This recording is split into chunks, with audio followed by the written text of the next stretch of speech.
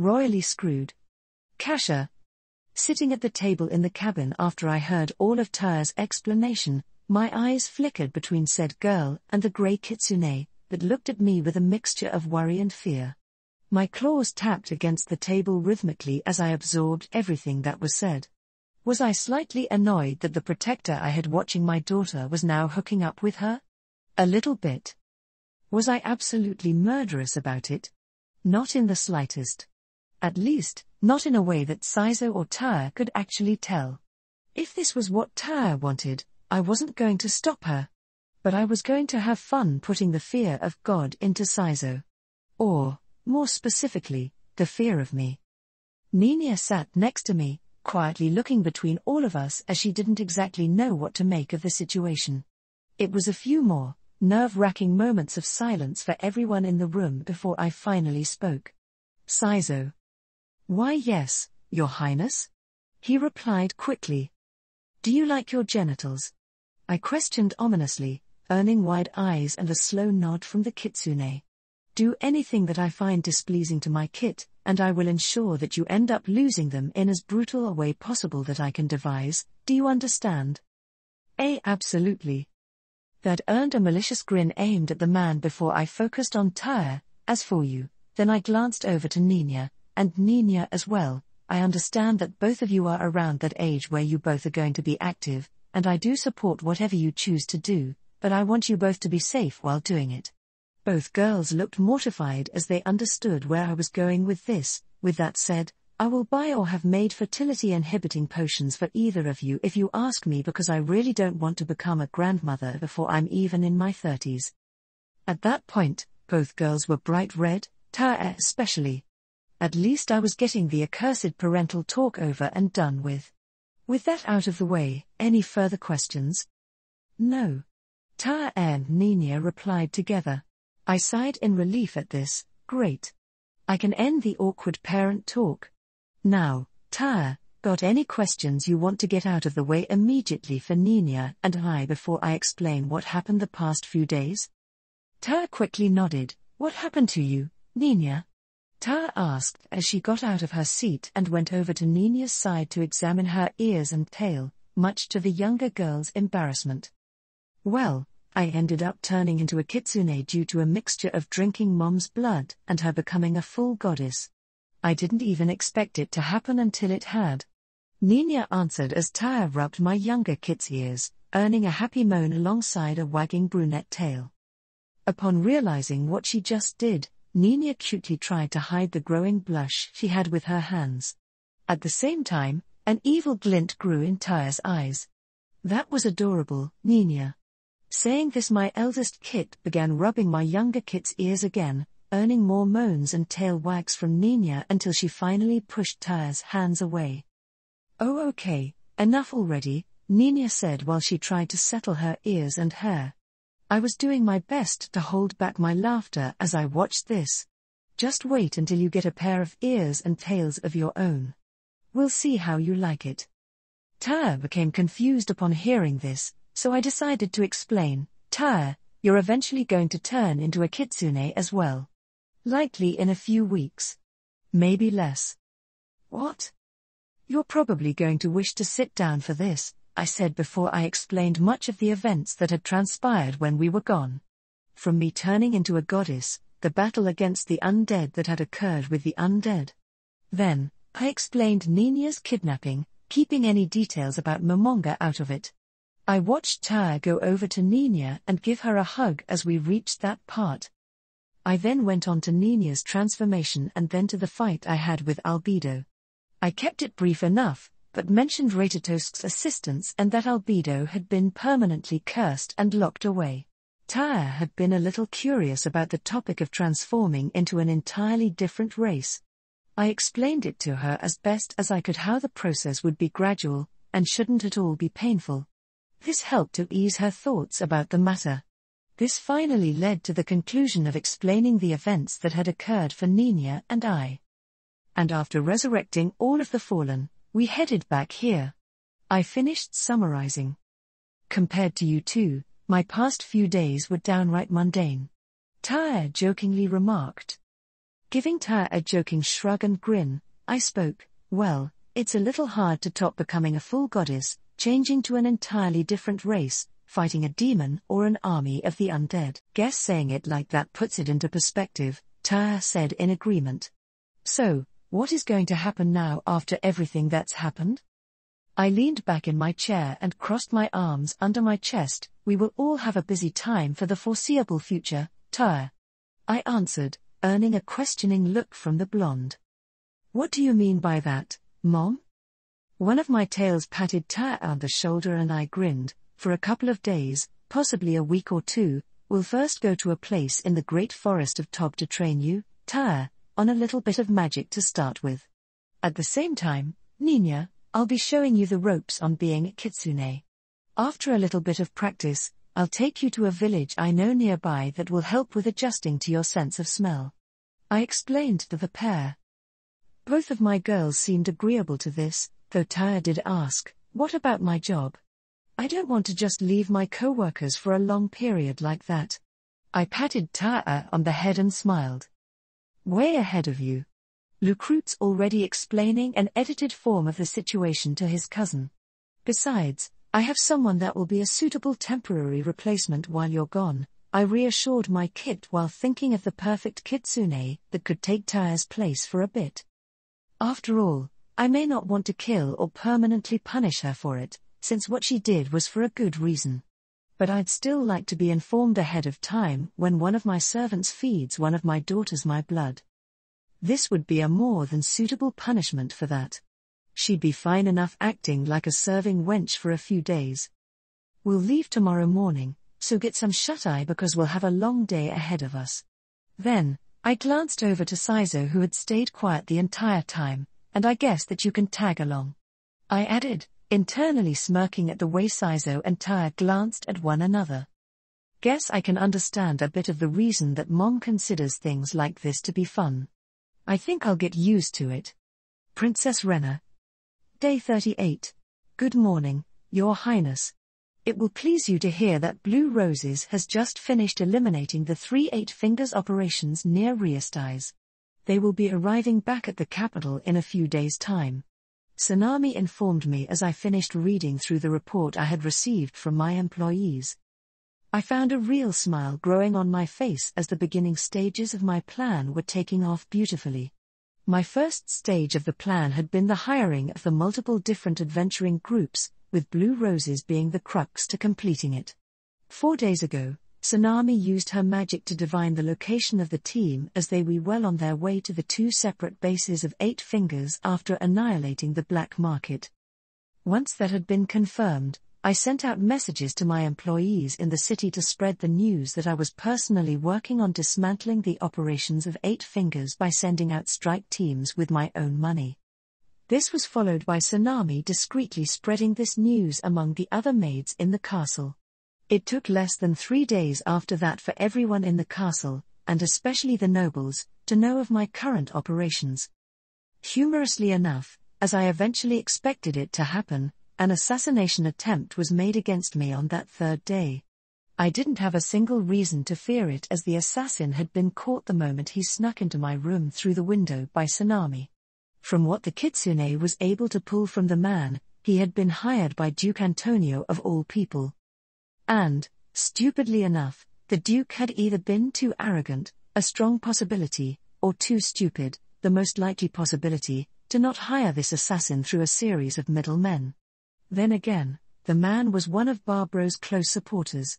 Now, as for Antonio's reasoning for trying to kill me? The assassin had no answer, but that didn't mean that I couldn't guess. Either Antonio was afraid of my growing standing with both the nobles and commoners, or he was one of the nobles that worked with 8 Fingers. Since I highly doubted that the oaf would ever find reason to fear me since I was just a simple princess in his eyes, he had to have panicked when he discovered that I was destroying 8 Fingers operations. Some of his money was definitely tied up in one of those places. By all rights, I should have more than enough evidence to have the moron executed for such a sloppy attempt on my life if I were to inform father about it. But I held off on doing such a thing as it would immensely hinder my plans. Were father to learn of this assassination attempt, he would have Antonio executed immediately, regardless of the political consequences. As Antonio was the last of his line due to his father's tragic death in the brothel fire, the titles for his house and lands would transfer over to the next closest in line, Marquis Bloomrush. I could not afford for that man to attain such a huge swath of lands and power in such a short amount of time. Were that to happen, the great nobles faction would have more than enough power to force father to abdicate from the throne and be replaced with the more manipulable Barbaro. It would likely happen after 3 months or so, as they finally grew the spines for it, hastened only by the oncoming famine in the future. While I wouldn't doubt that father might agree to step down, the possibility of him refusing, which would plunge the realm into a civil war, was also an equal possibility. It was too chaotic a series of events to allow that to happen. And political ramifications aside, there were personal issues that I would have to contend with. Father would have a team of guards on me at all times due to his understandable fear of another attempt on my life. Yet this fear would slow me down, since I'd have to be more discreet about my actions than I already am. And then, there would be the many questions on how this assassin had been thwarted by a weak princess and her maid. Creating a convincing lie would be a waste of my time and effort that could be put to more useful things. As for the assassin himself, Sanami used control amnesia to turn the man into a loyal servant of mine. After all, it would be a waste to just kill a man with such useful skills that could be put to good use. As such, I now had a new butler in my employ under the name of Alfred Coppersmith, who could be used to remove troublesome obstacles whenever Sanami was preoccupied or spy on others. I was very impressed with his repertoire of skills, ranging from stealth-based assassinations, poisons, and skullduggery. A happy coincidence I found with his skill in poisoning is that he was able to make excellent cups of tea. Currently, I had Alfred keeping an eye on my climb, since he was traversing the streets of the capital on an observation mission for me. Even though I knew my climb was stronger than the average warrior, I didn't doubt that any remnants of 8 fingers might attempt something against one of my people if they were alone. Additionally, it helped to build a rapport between the two, which was useful as Alfred was still new. Excellent to hear. News about my efforts have spread well among the commoners of the capital. They have been highly receptive to what I have done, and I should be able to insert the thought of my potential rulership in a few days while the discussions about me are high. I replied and looked up to Sanami's amused face. I know that little would come of talks of me ascending the throne right now. It was simply meant to plant the seed of that idea into their minds. I would have to foster and grow this idea in the capital, with talk of it quickly spreading out to the rest of the kingdom within months. That is wonderful, my lady, Sanami said with a giggle. Shall we work on the second phase of the plan, or do you wish to wait for the first phase to fully complete itself before proceeding? Thinking about the question, I came to a quick conclusion. Yes, it would be viable to enter the second phase of the plan now, so that the groundwork for the third phase is laid out all the faster. The only question is on which method to take? Sanami bent over my desk and rested her elbows upon it while smirking at me. Were it one of my brothers sitting where I was right now, they'd likely be unable to think with the head on their shoulders. But this was just another one of Sanami's games that she played, which we both found amusement in. She played her role of a demure maid, and I played my role as a kind and innocent princess. And the joke was how much we could put our true personalities into our roles without anyone noticing. Sadly, she was winning our game. Oh, I think we already know which option is the best to attempt, alongside being, by far, the fastest. Sanami replied, and I knew exactly what she was talking about. This would entail utilizing subtle changes to the high priests in the city with control amnesia. It was one of the 3 options that Sanami and I had discussed. We could uncover the hidden secrets of each high priest and expose them to the public. The second option was to falsify the evidence, and then expose them. Finally, there was the usage of control amnesia. Instead of performing massive sweeping edits in the minds of each high priest, something that those close to them would take quick notice of. We'd perform minor edits that might seem unnoticeable at first. Perhaps, one of them might find themselves with a slight fascination of wine. Then, a small glass before bed that might grow to a drink at breakfast and lunch as well. That glass would change to 2 glasses. Then 3, then an entire bottle. Those close to this high priest would notice this worrying growth of addiction. How sad would it be if this high priest ended up running out of drink due to his innocuous habit? How scandalous might it become if it was discovered that this high priest was spending the donated money of their clergy to fuel their habit? We could complete such a process within 3 weeks and let the process run by itself. After all, there was nothing innocuous of a man gaining a new vice. The vices that each of these high priests could have would, individually, cause outrage among the public. But together, it would put to question the Church's legitimacy. The public would be put into a state of uncertainty for a short period before another of the Church's officials tried to reassert their command upon the people. During this window of time, the position to lead the people in spiritual leadership would have to be filled. And who better to fill it than an actual goddess? But to do this, we needed to start somewhere. You're correct. Begin implantation on each of the high priests tonight. We'll perform weekly edits until they have changed to our satisfaction. I answered with a smirk. For now, we'll pay a visit to my dear older brother. Sanami stood up from my desk and straightened out her dress as I got up from my chair. Will this visit to Zaynak entail some mystical persuasion? Sanami questioned as I walked to the door with her. Perhaps it might. If necessary, we may have to alter Zaynak's memory of our visit. I replied. This visit I planned to have with my brother was more of a method to test the waters around him on my growing ambition alongside testing ongoing editing of a person mid-discussion. Hopefully, this would only take one discussion and not multiple to convince him. Before I had Sanami under my command, I'd have to poke and prod at people to get a measure of their opinions about only a few of my ideas that wouldn't seem as radical to the nobility. Even then, there was always an immense risk that something I suggested or said to another member of nobility would burn a bridge to that potential resource. As such, I had to be cautious, something that was arduous and time-consuming. But now, with Sanami and her ability to edit memories, I could cut through all the niceties and receive an instant response. And judging from what their reaction was, I'd have Sanami make them forget that they even had that conversation with me. And while I could just have these nobles become loyal to me in the same way that Alfred had been made, a grand change in personality would be too drastic and sudden to not be overlooked by others. It was why, just like the high priests, these changes needed to be gradual and minute. Performing such a process on Zaynak would be useful. Even were I to not receive a satisfactory response from my brother, I would still make some minor progress in my overall plan. Prince Zaynak. I drank another glass of wine while reading through the numerous reports before me on my desk. One report was about the interrogation of Alecto, with 5 other nobles who had been named as members of 8 Fingers and had either been arrested or had warrants of arrest out for them.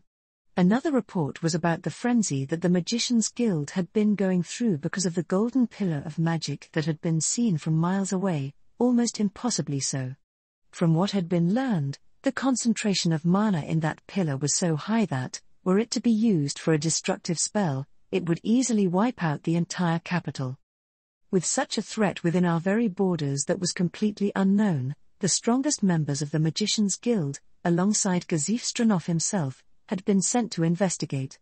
Father had his strongest warrior sent to investigate due to a fear that all of us share. This could potentially be a new weapon that the Baharuth Empire was testing within our borders, both to see the effects and to intimidate us.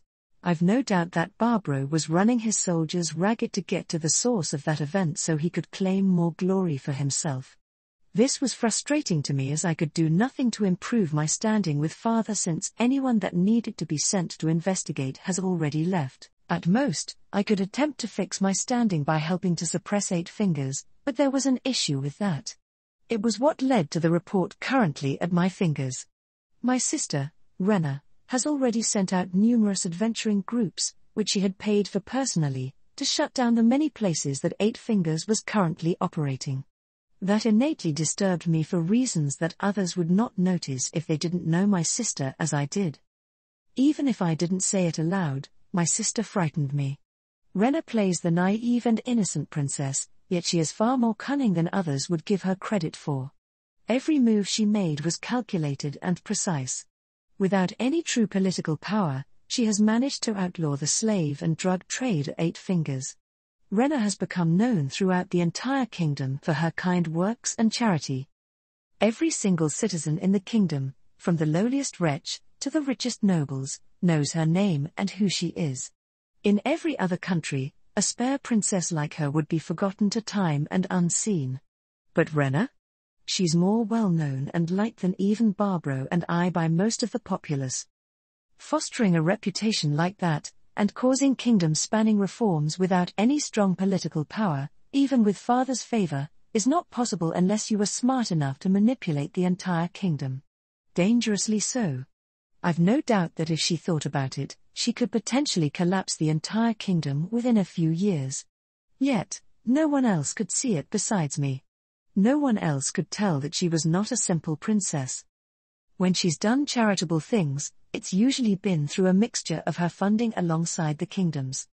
That gave her some leeway to manage what I had assumed to be a small amount of her own wealth. It wasn't until we received news that Rena funded a multitude of teams to shut down and destroy 8 Fingers operations that anyone even knew about it. She had not gone to father, nor would any of the other nobles currently in the court care to help her unless father did so first. That meant Rena had funded all of this herself. Why would she fund everything by herself? What kind of play is she attempting to make? It is never something this simple. Especially now with talks spreading among the people of just this city that Rena could perhaps make for a decent K. A knock at my door pulled me from my thoughts as I looked up from my desk. "Come in," I invited, wondering who it might be that had come to speak with me. Potentially, it was one of my supporters since I've had numerous discussions with them in the last few days. We were all in agreement that Barbaro could not be allowed to attain the throne. He would run the kingdom into the ground with his incompetence. It was coming to a point that I didn't even care if I were to become king or not. As long as my brother isn't able to as well. I was running out of time as father likely isn't long for this world, and his vassals grow emboldened in their small rebellious acts that father allows. Both gods and men might find it outright monstrous and unforgivable, but it was coming to the point where I may need to personally set up assassination attempts on both Barbaro and father. The needs of the kingdom are greater than the needs of them. Even were I to successfully accomplish these assassinations and become king, I would have less than a year before the famines hit. While I could navigate courtly intrigue and I had an overall grasp of the situation, I was trapped on what I could even do to solve it. We need farmers to grow our food, but we need soldiers to fend off the Baharuth's attacks. There wasn't any viable method to balance this equation as too little of either factor would doom both of them. As my guard opened my door, I was utterly surprised as Rena and the newly hired maid of hers stepped in. My guard closed the door behind the two and they approached me. "Good day, brother. I'm so happy that I can speak with you right now," Rena said with a joyful tone, but my eyes narrowed at what Rena could possibly want to speak with me about. "Yes, sister. I'm actually quite surprised to see you in my office today. What brings you here?" I replied with as cordial a tone as I could maintain. I watched as Rena took a seat in the chair before my desk as her pink-haired maid stood by her side with an odd smile on her face. "Oh, that's simple. Brother. I wanted to speak to you about the ongoing events in the kingdom. I know that we might not see eye to eye on a few things, but I know that you care about this kingdom as I do. I had hoped that we could set aside any differences that we might have so that we could work together to help save and preserve the kingdom we both care about." Rena replied, making me consider her words. Taking a sip from my cup, I found it strangely empty. Setting the cup aside, I nodded. "You are correct that I have the desire to see the Re-Estais survive. I'm sure that you're keenly aware of what the kingdom faces," I said while keeping a careful gaze on my sister. "I am, brother," Rena replied before the innocent look in her eyes became one of cunning calculation. "The Re-Estais will enter into a famine within the year. Father will likely be vacated from the throne within the next 5 years, with or without his consent. Regardless of who father names as a successor, if neither you or Barbro are dead by then the realm will break out into civil war. As this goes on, the common people will soon turn on the nobility as they starve, and in turn, the nobility will distance themselves away from the commoners. Revolts will break out, and this kingdom will further divide as the nobles with enough sense will break away from the Riastais. Some will go on to try and form their own lesser kingdoms. But others will align themselves with the Baharuth Empire immediately as their forces sweep throughout the scattered Riastais and conquer it without any real resistance. The Riastais will fall within a decade, give or take. Anxiety spread into my mind like a poison as Rena gave voice to the concerns I already had. Worse, she even gave me new worries to ponder upon. The Riastais was doomed, and anything I attempted would only lessen whatever destructive conclusion it would come to. Be it 1 year or 10, this kingdom was dead, poisoned by its failed leadership. Father, for all the good of his character, was the worst kind of ruler that the Riastais has needed for the past 40 years. He allowed his vassals too much leniency and power, with it now being too late to try and do anything to fix it. He acted too light on 8 fingers, letting them corrupt and weaken the kingdom from within. And finally, father should never have been so indecisive on who his heir should be. He couldn't make the hard choice on picking which of his sons was best for the kingdom's future at expense of the other. Father knows that Barbro's only strength is leading an army, not managing an entire kingdom. Instead, he has let this decision go on for too long, splitting up the kingdom in the process. Now, no matter who ends up on the throne, all of us lose. A grim summation of what we face. I replied. Rena gave me a wry grin that didn't reflect at all in her eyes. It's the truth, brother. You asked me what I knew, and I have given you a detailed account of what our future appears as. I nodded in agreement, since it was what I had asked for, even if that answer only filled my mind with more worries and fears. My question for you, brother, is what plan did you have in mind to fix this? Taking a moment to think about it, I answered, were I to attain the throne, I would begin with pulling from the retinues of the nobles who have greatly withheld their soldiers from previous battles against the Baharuth. This would help to free up currently drafted farmers who shall be put back to work growing crops. Rena shook her head. That won't work.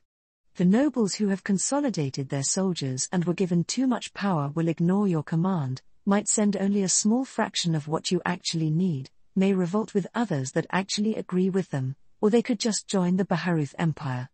As for the farmers, you're too many crop cycles behind to offset the deficit of this famine, and it's too close to winter to even start. But, Rena then motioned, continue on. There is the Magician's Guild which has gone unused since it was established. That could be used to bulk up the forces of our armies. I remarked. The Magician's Guild is filled with mages that are untrained in warfare. The Empire's battle mages would annihilate most of them if their regular soldiers didn't do so first. And that's in addition to none of the nobles or commanders of our armies taking magic in combat seriously. They are staunch traditionalists that would take the suggestion of a battalion of mages as a joke. Getting them accepted into the armies and trained would take more time than the kingdom has. Rena countered. My fists curled in frustration. We could hire adventurers and mercenaries to fill our ranks if the mages can't do so. Even that suggestion felt more like I was grasping at straws. Rena's expression didn't change. I received neither a mocking smile or a nod of agreement, and it bothered me. Attempting to involve the Adventurers Guild would set a dangerous precedent, even if they were to somehow agree. They are a politically neutral organization. It's what has allowed them to operate freely in multiple countries as they do. The moment you begin hiring entire hosts of their members for the army, the Baharuth will do the same, and they have a greater number of guild branches than we do. And this doesn't even take into account the funds it would take to convince adventurers to fight in an army for long periods of time where they would face a greater chance of dying than if they just were sent to hunt a pack of wolves.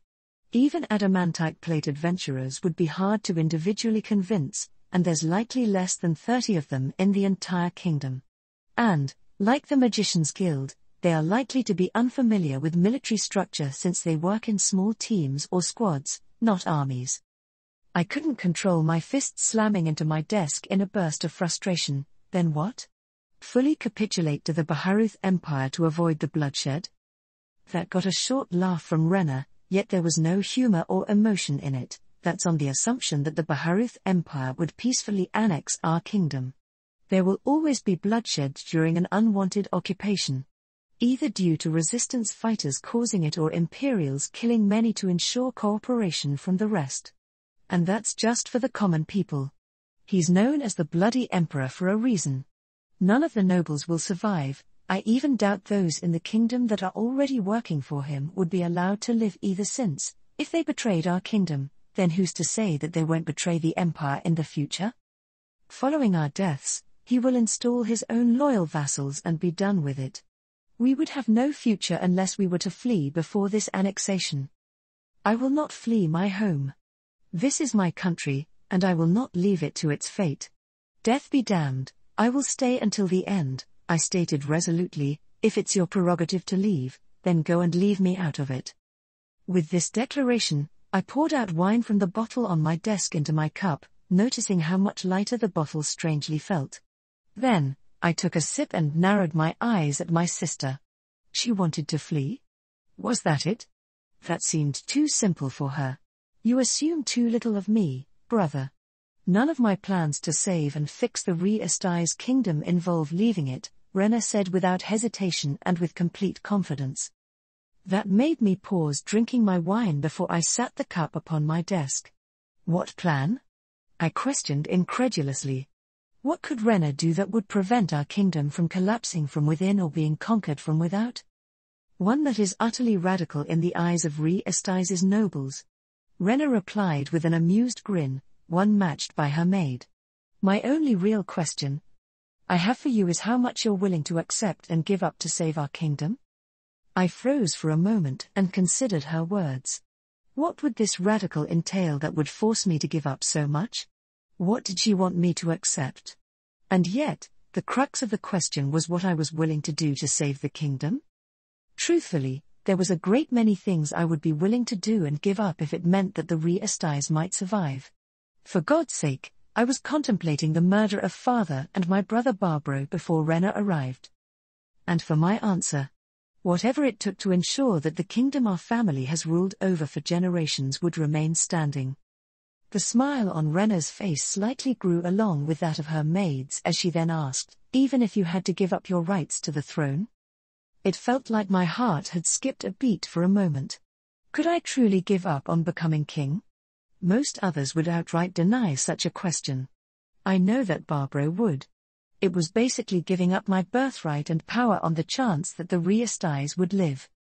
Yet, I was not Barbaro. I could see past any current glory and power for what lay ahead. Were I to become king, there would only be a moment of initial satisfaction at my new position before the troubles began. My position would be measured like sand in an hourglass. There would be little time to even enjoy or rule in the position before the crumbling foundations broke at my feet and I fell onto the bladed trap at the bottom. But beyond this foresight, I was patriotic for my country, even if I didn't display it that obviously. If there was a chance that I could save my country, I had to take it. Yes. I finally admitted to my sister, if it was necessary to give up my claim to kingship so that the Re-Esti's kingdom could live, then I would take it. We are doomed, otherwise. Terrifyingly enough, Brenna's eyes changed from the calculating edge they had before to a true emotion that wasn't hidden behind a mask of innocence. One might assume that this was joy or excitement because of the smile on her face, but for me, it felt dark and all-consuming. This was what I sometimes caught hints of over the years. It's what always made me fear my youngest sister.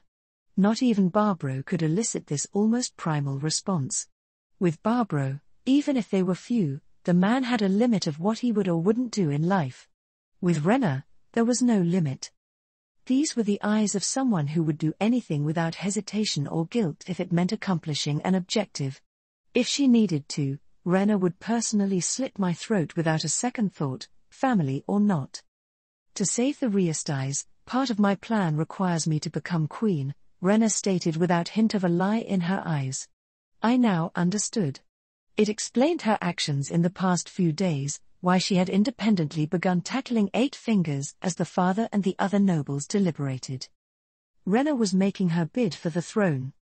Were she to get enough of the common people on her side, Rena could likely leverage her popularity to legitimately accomplish this. It wouldn't matter if the nobles took issue or all of their subjects to suddenly rise up against them in support of Rena. And she could accomplish this without a doubt. That dangerous intelligence would ensure it. And no moral qualms would hinder it. At the back of my mind, I couldn't help but wonder what the kingdom might be like if father had this mentality early in his reign. He would have broken the power that the nobles had now in one form or another for start. Perhaps that may have allowed the kingdom to repel the Baharuth without being on the cusp of losing as we are now? Even were you to become queen, how would you fix the issues we face? You said it yourself, we'll either have too little farmers or too few soldiers to hold out. And we wouldn't be able to farm anything substantial regardless because winter is almost upon us. And aside from that, how would you deal with Barbro, who will not stand aside and let this happen? I questioned. Rena interlaced her fingers together as she rested her elbows on the surface of my desk. I have recently made some extremely beneficial connections for the kingdom, quite recently. Because of this, in a month's time, a large shipment of food will be arriving to each one of my charities across the kingdom. There will be more than enough to tide the people over until the next shipment. My eyes widened at attempting to contemplate the amount of food needed to do this. Where did Rena even get this amount of food? How was she even doing this without being noticed?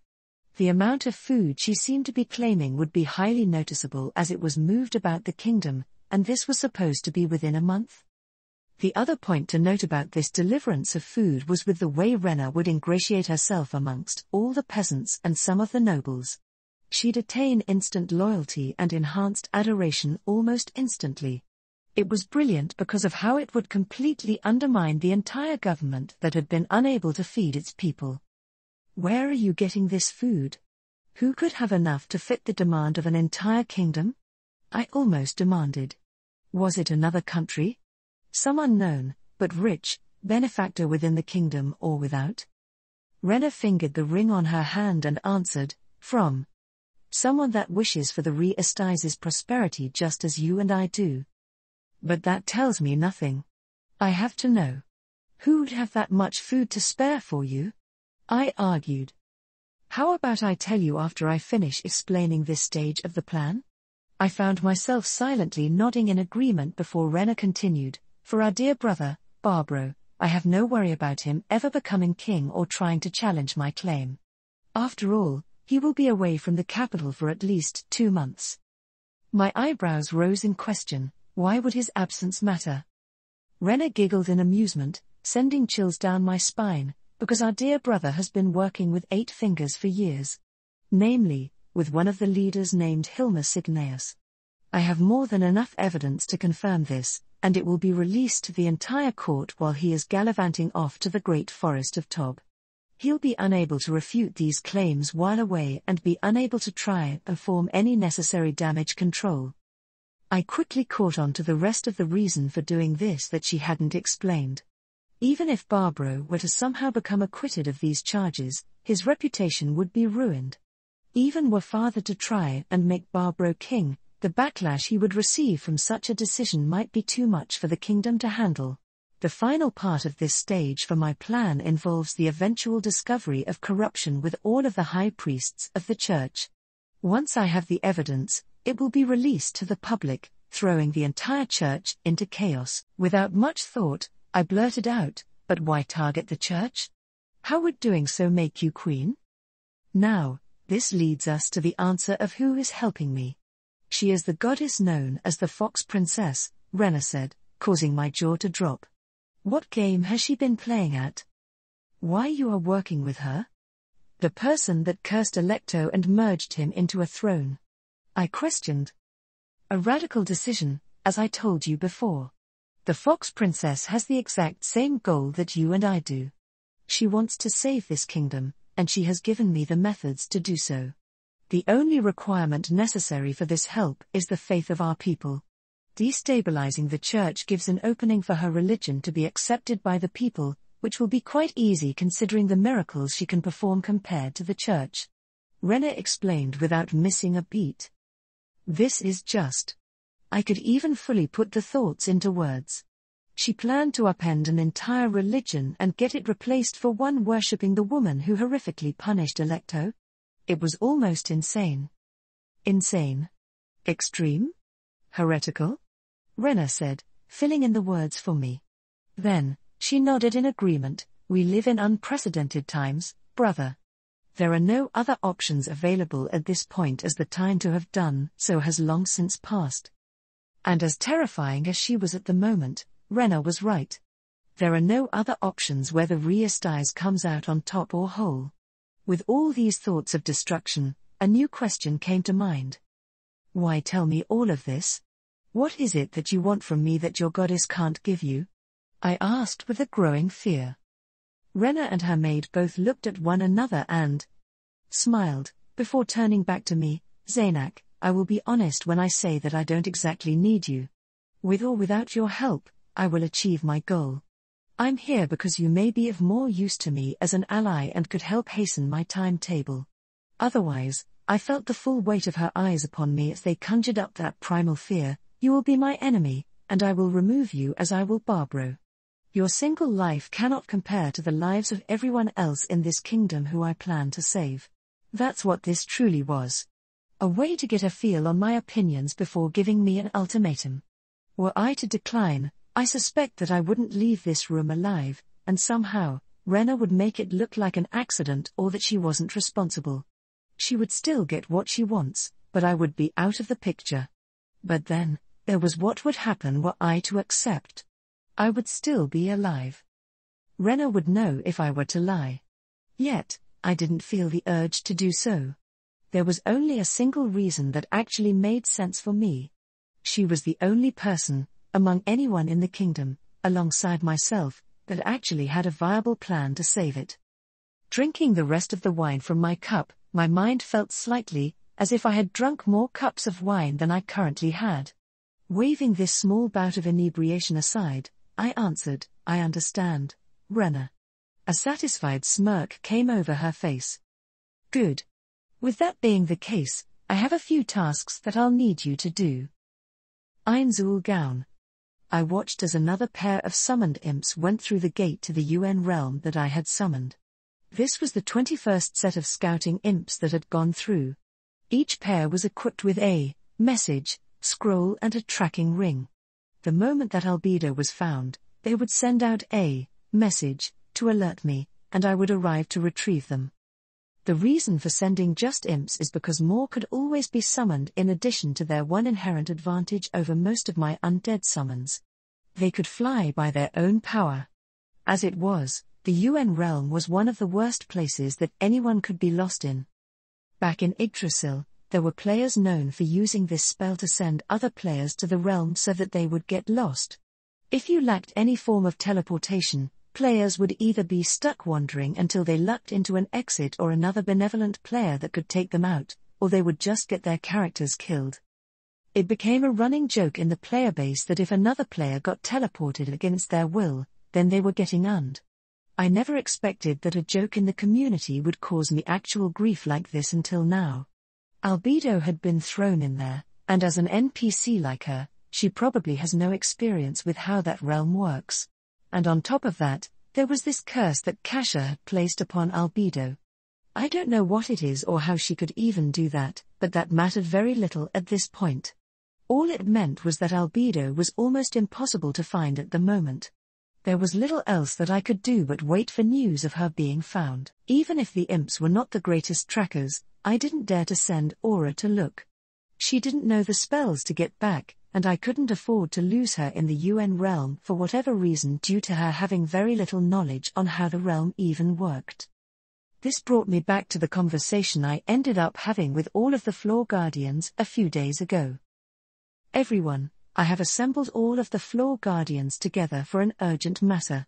I told them while considering the way that each of them would react to the news of Albedo's recent fate. In addition to this, what might they want to do in retribution? I've already lost one NPC to Kasha, I couldn't afford to lose more. Sitting at the table of the meeting room was Demiurge, Cocytus, Aura, and Mare, Shaltir, and Victim. They all looked to me with a measure of curiosity, concern, and confusion. Demiurge was the first to speak up of these worries. My lord, you say that you have assembled all of the floor guardians, but what of Albedo? She hasn't arrived yet? She is who this urgent matter concerns. I answered, earning multiple looks of worry from my subordinates. Earlier today, Albedo got into a fight with Kasha Blanc and lost. Due to this, Albedo was cursed before being imprisoned in a place known as the UN Realm. What? Aura and Shaltir shouted aloud in complete shock. My lord, why did this happen? Should we prepare measures of counterattack? I put my hand up to silence Demiurge and the others before continuing. From what I understand currently, Albedo kidnapped Kasha's daughter until Kasha rescued her and fought against Albedo. Saying this, I pulled out Albedo's horn from my inventory and set it down onto the table, enhancing my answer. That can't just be it. There has to be something more behind this, Lord Ines. You gave us orders to leave Blanc alone, so why would Albedo disobey them? Cocytus asked in confusion. Demiurge pushed his glasses up the bridge of his nose before adding, I, too, share concerns with Cocytus about this. Albedo is extremely loyal to you, which makes any disobedience to you highly irregular. I understand your concerns, but this is all the information we have right now. I responded to the pair. But, Lord Ines, Shaltir spoke up, shouldn't we try to capture Kasha Blanc and fully interrogate her to get a detailed explanation for everything that occurred? We can't just fully trust what an outsider says, especially with how dangerous she is. I could understand the thought process behind the suggestion. At the same time, this couldn't be allowed to happen as I've already lost enough resources to my NPCs fighting Kasha. How many more resources would be lost if they tried to capture or kill her? And besides just the waste of resources, I was confused as to how to even feel about the woman.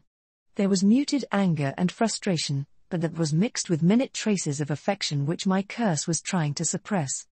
It was annoyingly vexing to contemplate, and I hated that I couldn't come to a straight answer for it. For now, I would simply wait, build up my forces as necessary, and wait until Albedo was finally retrieved so that I could hear out the full story.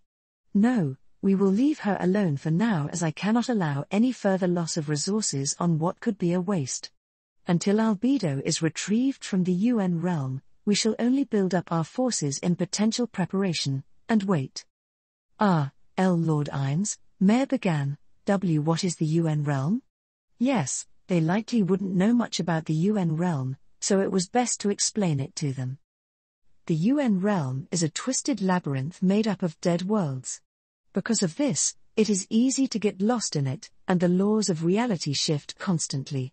One could take a single step forward, and end up in a location in the realm that is miles away, I said, bringing concern to all of my subordinates. Mare then asked, how does O1 even get to this place? Through a specific spell that I'm likely the only one in the entirety of Nazarick that currently knows. I answered. Lord Ines, since this realm is so large, can I elect myself to be sent to try and track Albedo down since I am one of the best trackers in Nazarick? Aura requested soon after. While I appreciated her urge to take initiative on such an endeavor, I couldn't allow it. I'm sorry, Aura. Your initiative is commendable, but you are currently too valuable to be sent to do this as the UN realm is highly dangerous to those who lack any information about the realm. In addition, with Albedo missing, Nazarick's strength has been drastically reduced, so I cannot, in good conscience, reduce it further by sending another of its guardians away. I explained. Aura looked disappointed, but nodded in acceptance, as you wish, Lord Ines. Were it to become necessary, I will send you to search for Albedo. Right now, we will send expendable scouts to scour the realm for Albedo, I said to reassure the small dark elf. Lord Ines, what will you send to scout out the realm? Demiurge requested with interest. Likely, the demon was considering options for suitable candidates. I plan to send teams of imps into the realm to search. Normally, I would prefer to send undead, but certain sections of the UN realm can disable undead summons. Additionally, races with the ability to fly tend to have an easier ability to traverse the UN realm as they can ignore certain sections of the realm, such as the shifts of gravity. Demiurge nodded in agreement, a wise choice, my lord. If you wish, I can retrieve some imps that I believe would be most suitable candidates for this mission. That would be helpful, Demiurge. Thank you. For now, I tried distracting myself with the reports that Demiurge had given me about his progress with the Wyvern Rider tribes. Currently, he has slowly been using spells to control the leadership of these tribes to make them more oppressive to their people, raising the tithes of food and wealth bit by bit. At the same time, he has sent disguised members of Nazarick that have been providing aid to these oppressed people through gifts of food and healing. These disguised members of Nazarick have been slowly spreading the idea among the people that Nazarick is there to help and aid them. From what Demiurge has told me, it will be less than 2 months before the people revolt against their oppressive leaders, and Nazarick will be there to aid the common people the entire time, enough to be seen as allies, or more. When the people finally decided to fully revolt, Nazarick would send a few of our members to aid them in overthrowing their leadership. Demiurge planned to have a coup occur with very little bloodshed as the controlled leaders would quickly give up, allowing for new tribe leaders would be put into place by the people, and that was when the next stage of the plan would take place. These leaders would be put under magical control before they would announce that they wished to join their tribes under the leadership of Nazarick. Because of how our people had helped and aided them through these difficult times, the people would be more than willing to accept my rulership. From there, we could begin plans to improve the lives of the people by increasing their quality of life and move on from there. This would be a good stepping stone as it could lead to us moving onto the Draconic Kingdom. Perhaps, we wouldn't do the exact same as we did with the Wyvern Rider tribes, but with the way that the Draconic Kingdom would see how much the lives of the tribes had improved under my rule, they'd be more than open to the idea of joining with me. Demiurge had said to me that it would likely take much longer than if we tried a more direct strategy, but I had made the decision to try and attempt this as non-violently as possible. Aside from domination of these countries, there was another thought that came to mind. Demiurge, we will need to cease our plan for the false flag operation of the Reisti's capital, I said, looking up to the Archdevil who stood to the side, letting me read through the reports he gave.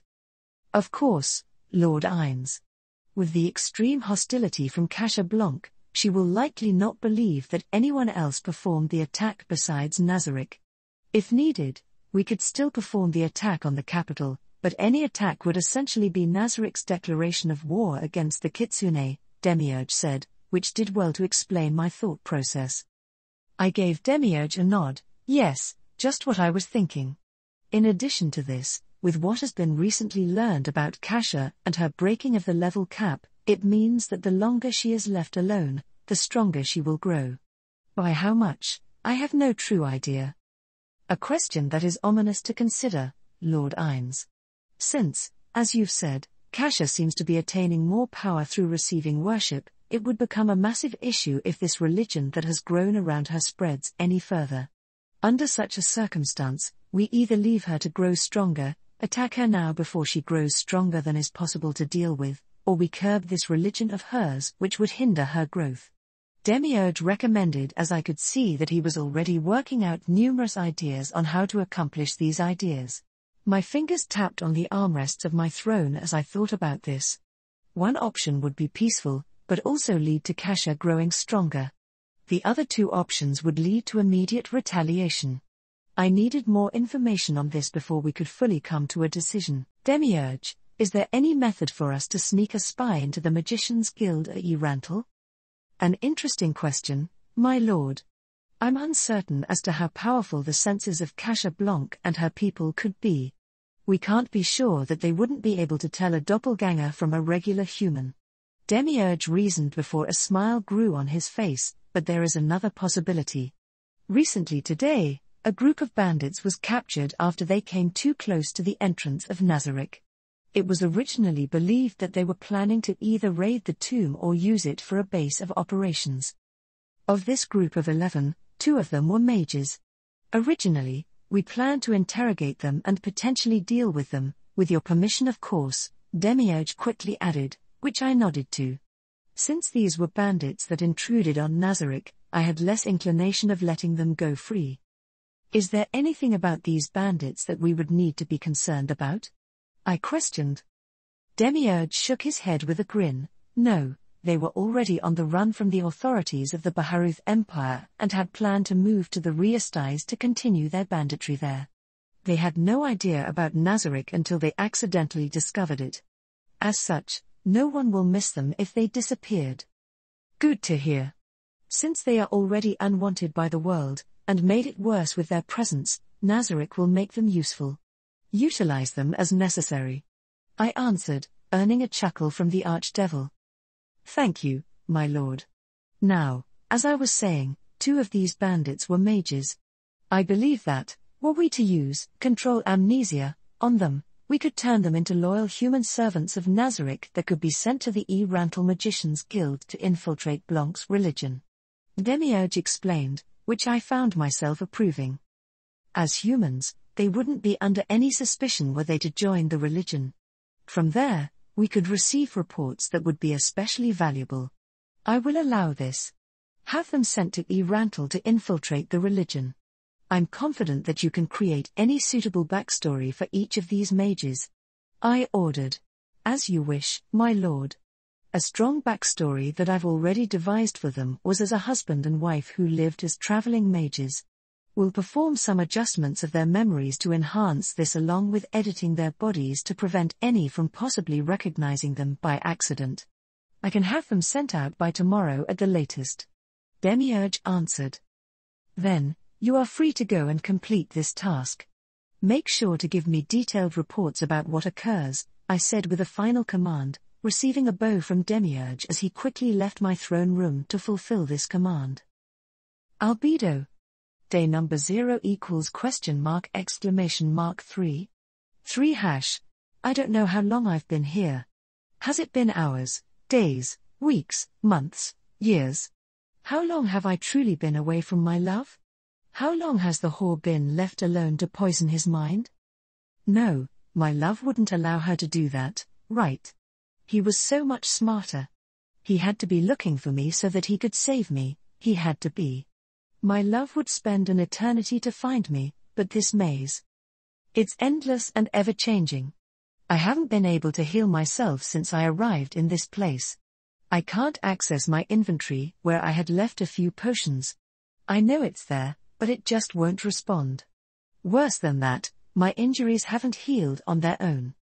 Just like the day that the whore amputated and cauterized my limbs before she immolated my mouth, the pain has remained the same. Every moment is agonizing. Every time I push myself forwards through this maze, I am reminded of my failure. Failure. Weak. Broken. My love would still care for me. He would still love me in this horrid state.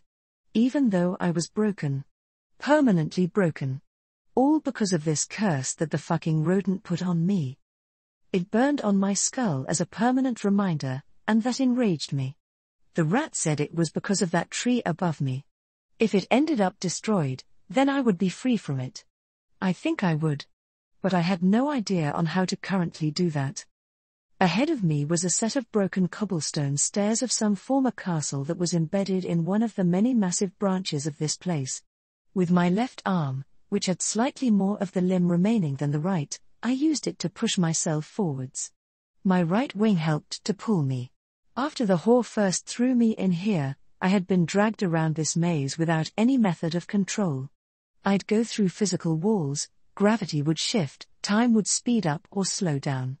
I only managed to escape this uncontrolled movement by chance when my wing managed to catch on a branch.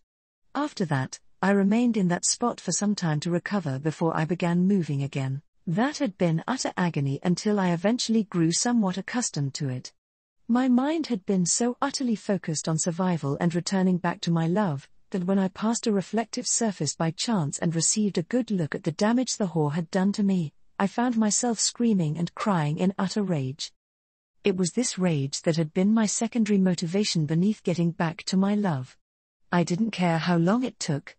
Eventually, I would escape this place and return to get fixed. Then, I would make her pay. I would attain my love's aid to defeat and capture her. We would capture her family.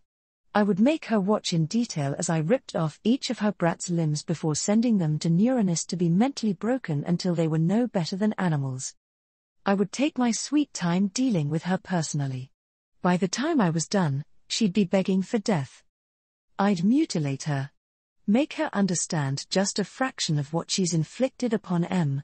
Then, I heard a skittering noise and was immediately put on guard. Being in this wretched place long enough, I've learned well enough that I'm not the only one here. There are other creatures that I couldn't put a name to. Because of how badly damaged my body is, trying to combat them would be ill-advised. Instead, like a fucking rat, I was forced to slink away into hiding. I'm the overseer of Nazarick. I shouldn't have to hide from worthless insects like this. Painfully pulling myself against the ground, I continued moving until I found a small crevice to place myself into. My only hope is that this one wasn't another chaotic pathway that would transport me across this maze again. It's happened multiple different times, and I could never predict where I would end up because of it. With trepidation, I pulled myself into the crevice and was pleased to not feel the tugging sensation of being transported. Then, I looked out from my hiding spot and watched as an insectoid being skittered into sight. It had 5 legs it moved around on that ended in pointed tips that all connected towards a spherical body.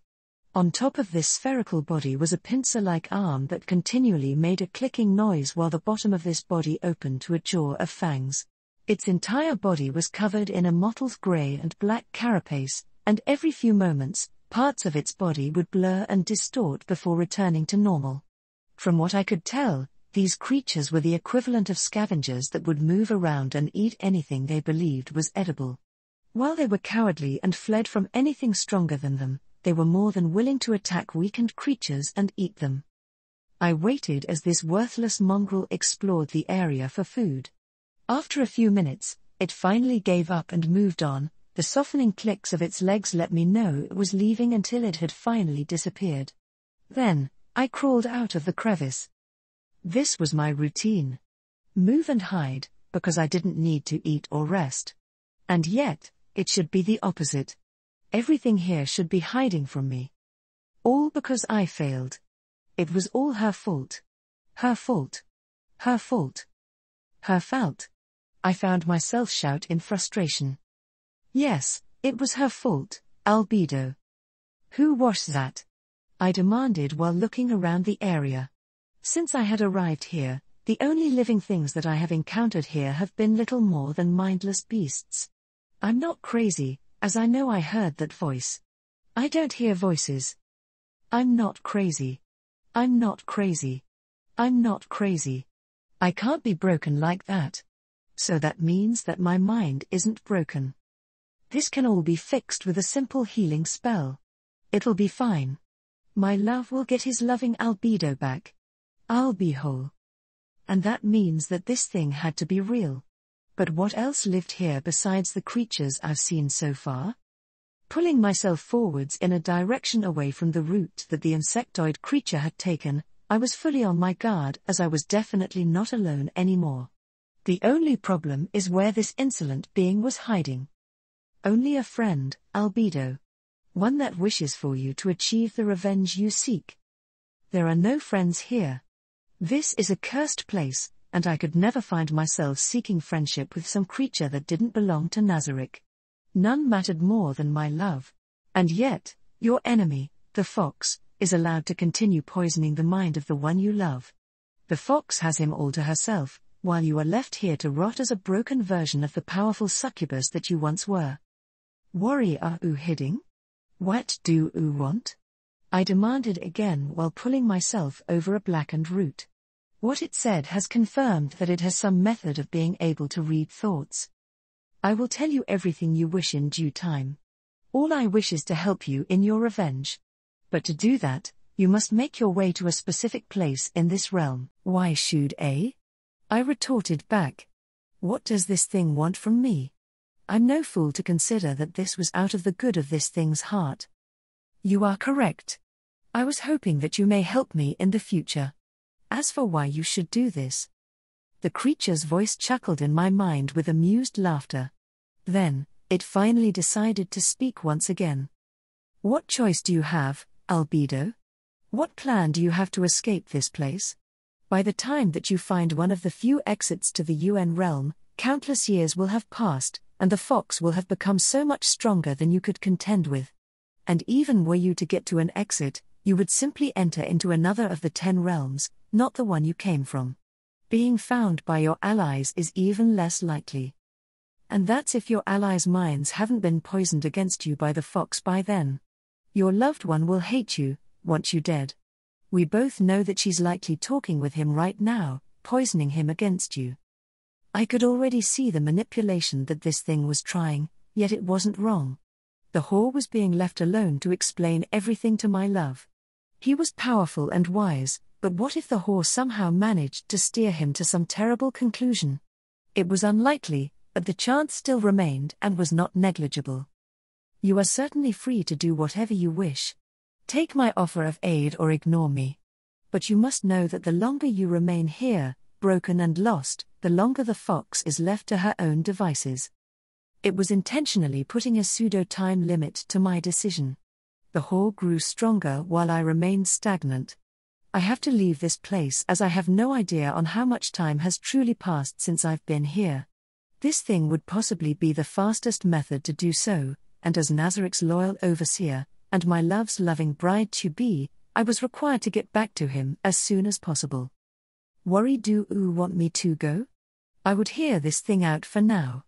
If it turned out to be some form of trick, I would ensure that it suffered, broken as I currently was. I am pleased to hear your choice, Albedo.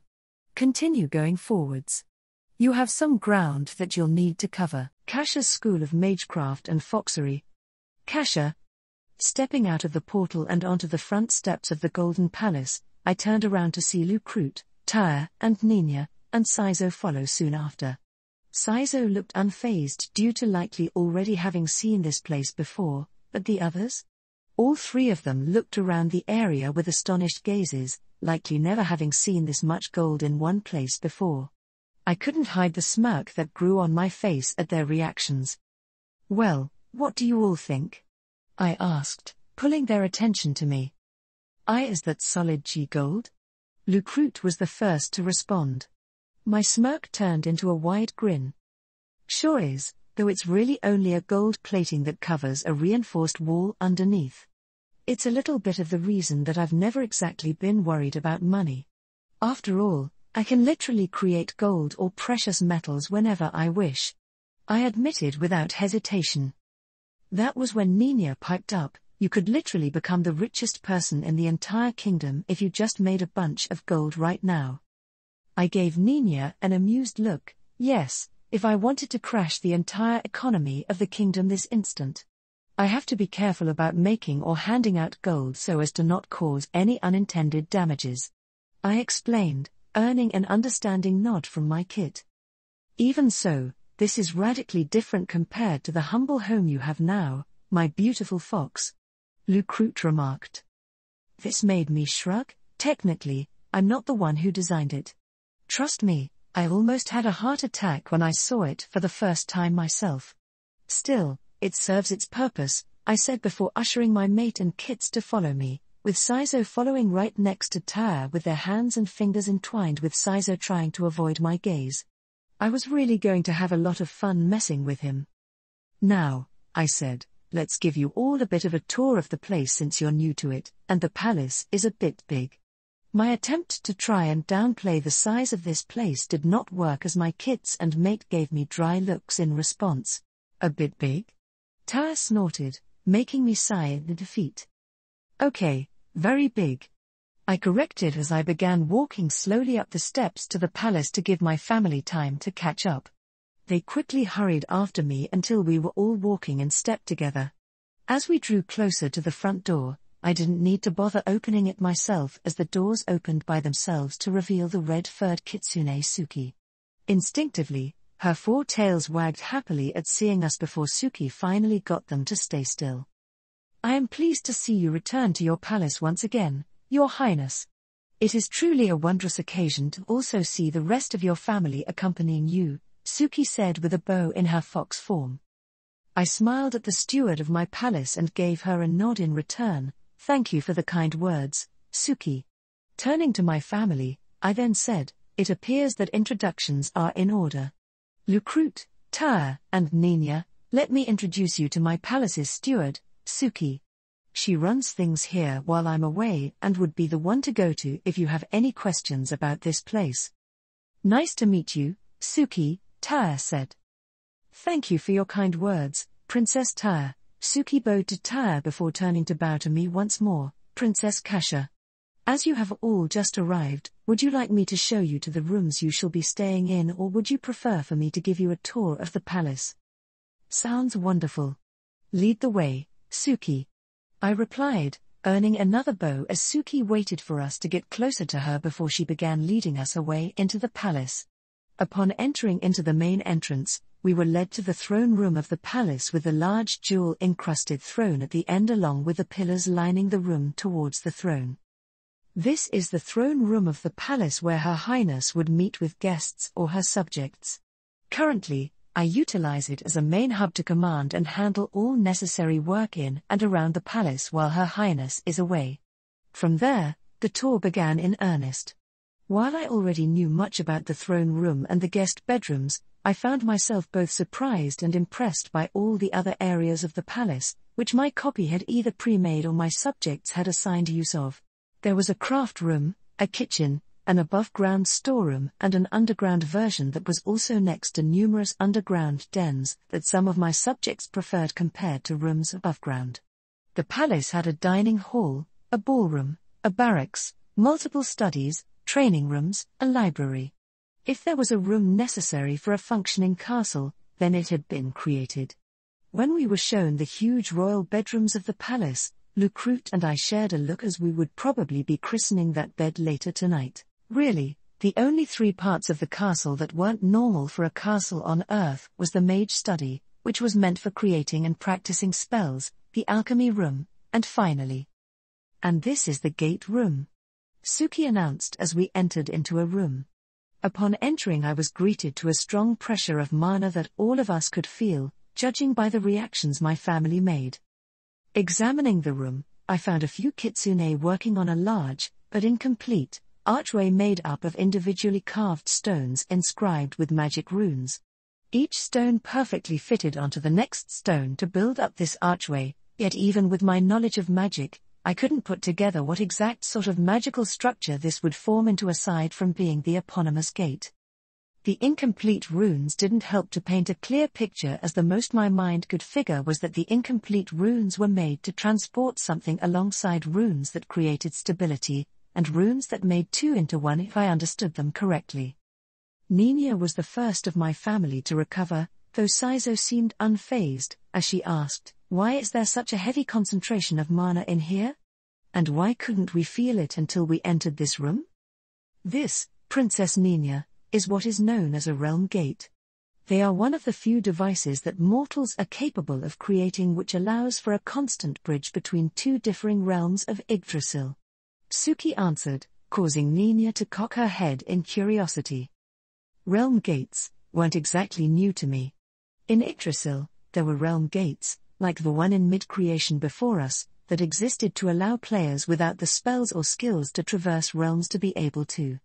They were one of the few methods to do this that were available besides certain NPCs, random pathways that could open or close by themselves, items, and specific locations. Though, every realm gate I ever saw in Yggdrasil was extremely old and decrepit looking. Beyond that, there wasn't a skill or spell that allowed players to create them. As such, realm gates were more relegated to set dressing of the game. Though, I could understand the devs of the game not giving players the ability to make permanent gateways like this. namely because of how likely players would cluster entire realms with these things or utilize the realm gates to cheese the game harder than they already did. But really, I think they just didn't want to deal with the programming and server hassle of all these gates popping up. So, it's good to know that making these are fully possible. Are these made quite often? Ninya asked. Suki shook her head in response, rarely. Aside from the resource cost to create them, they require an immense amount of skill to create correctly. Realm gates consist of two gates that superimpose upon the space of one another, making the two gates into one. As such, each gate has to mirror the other exactly.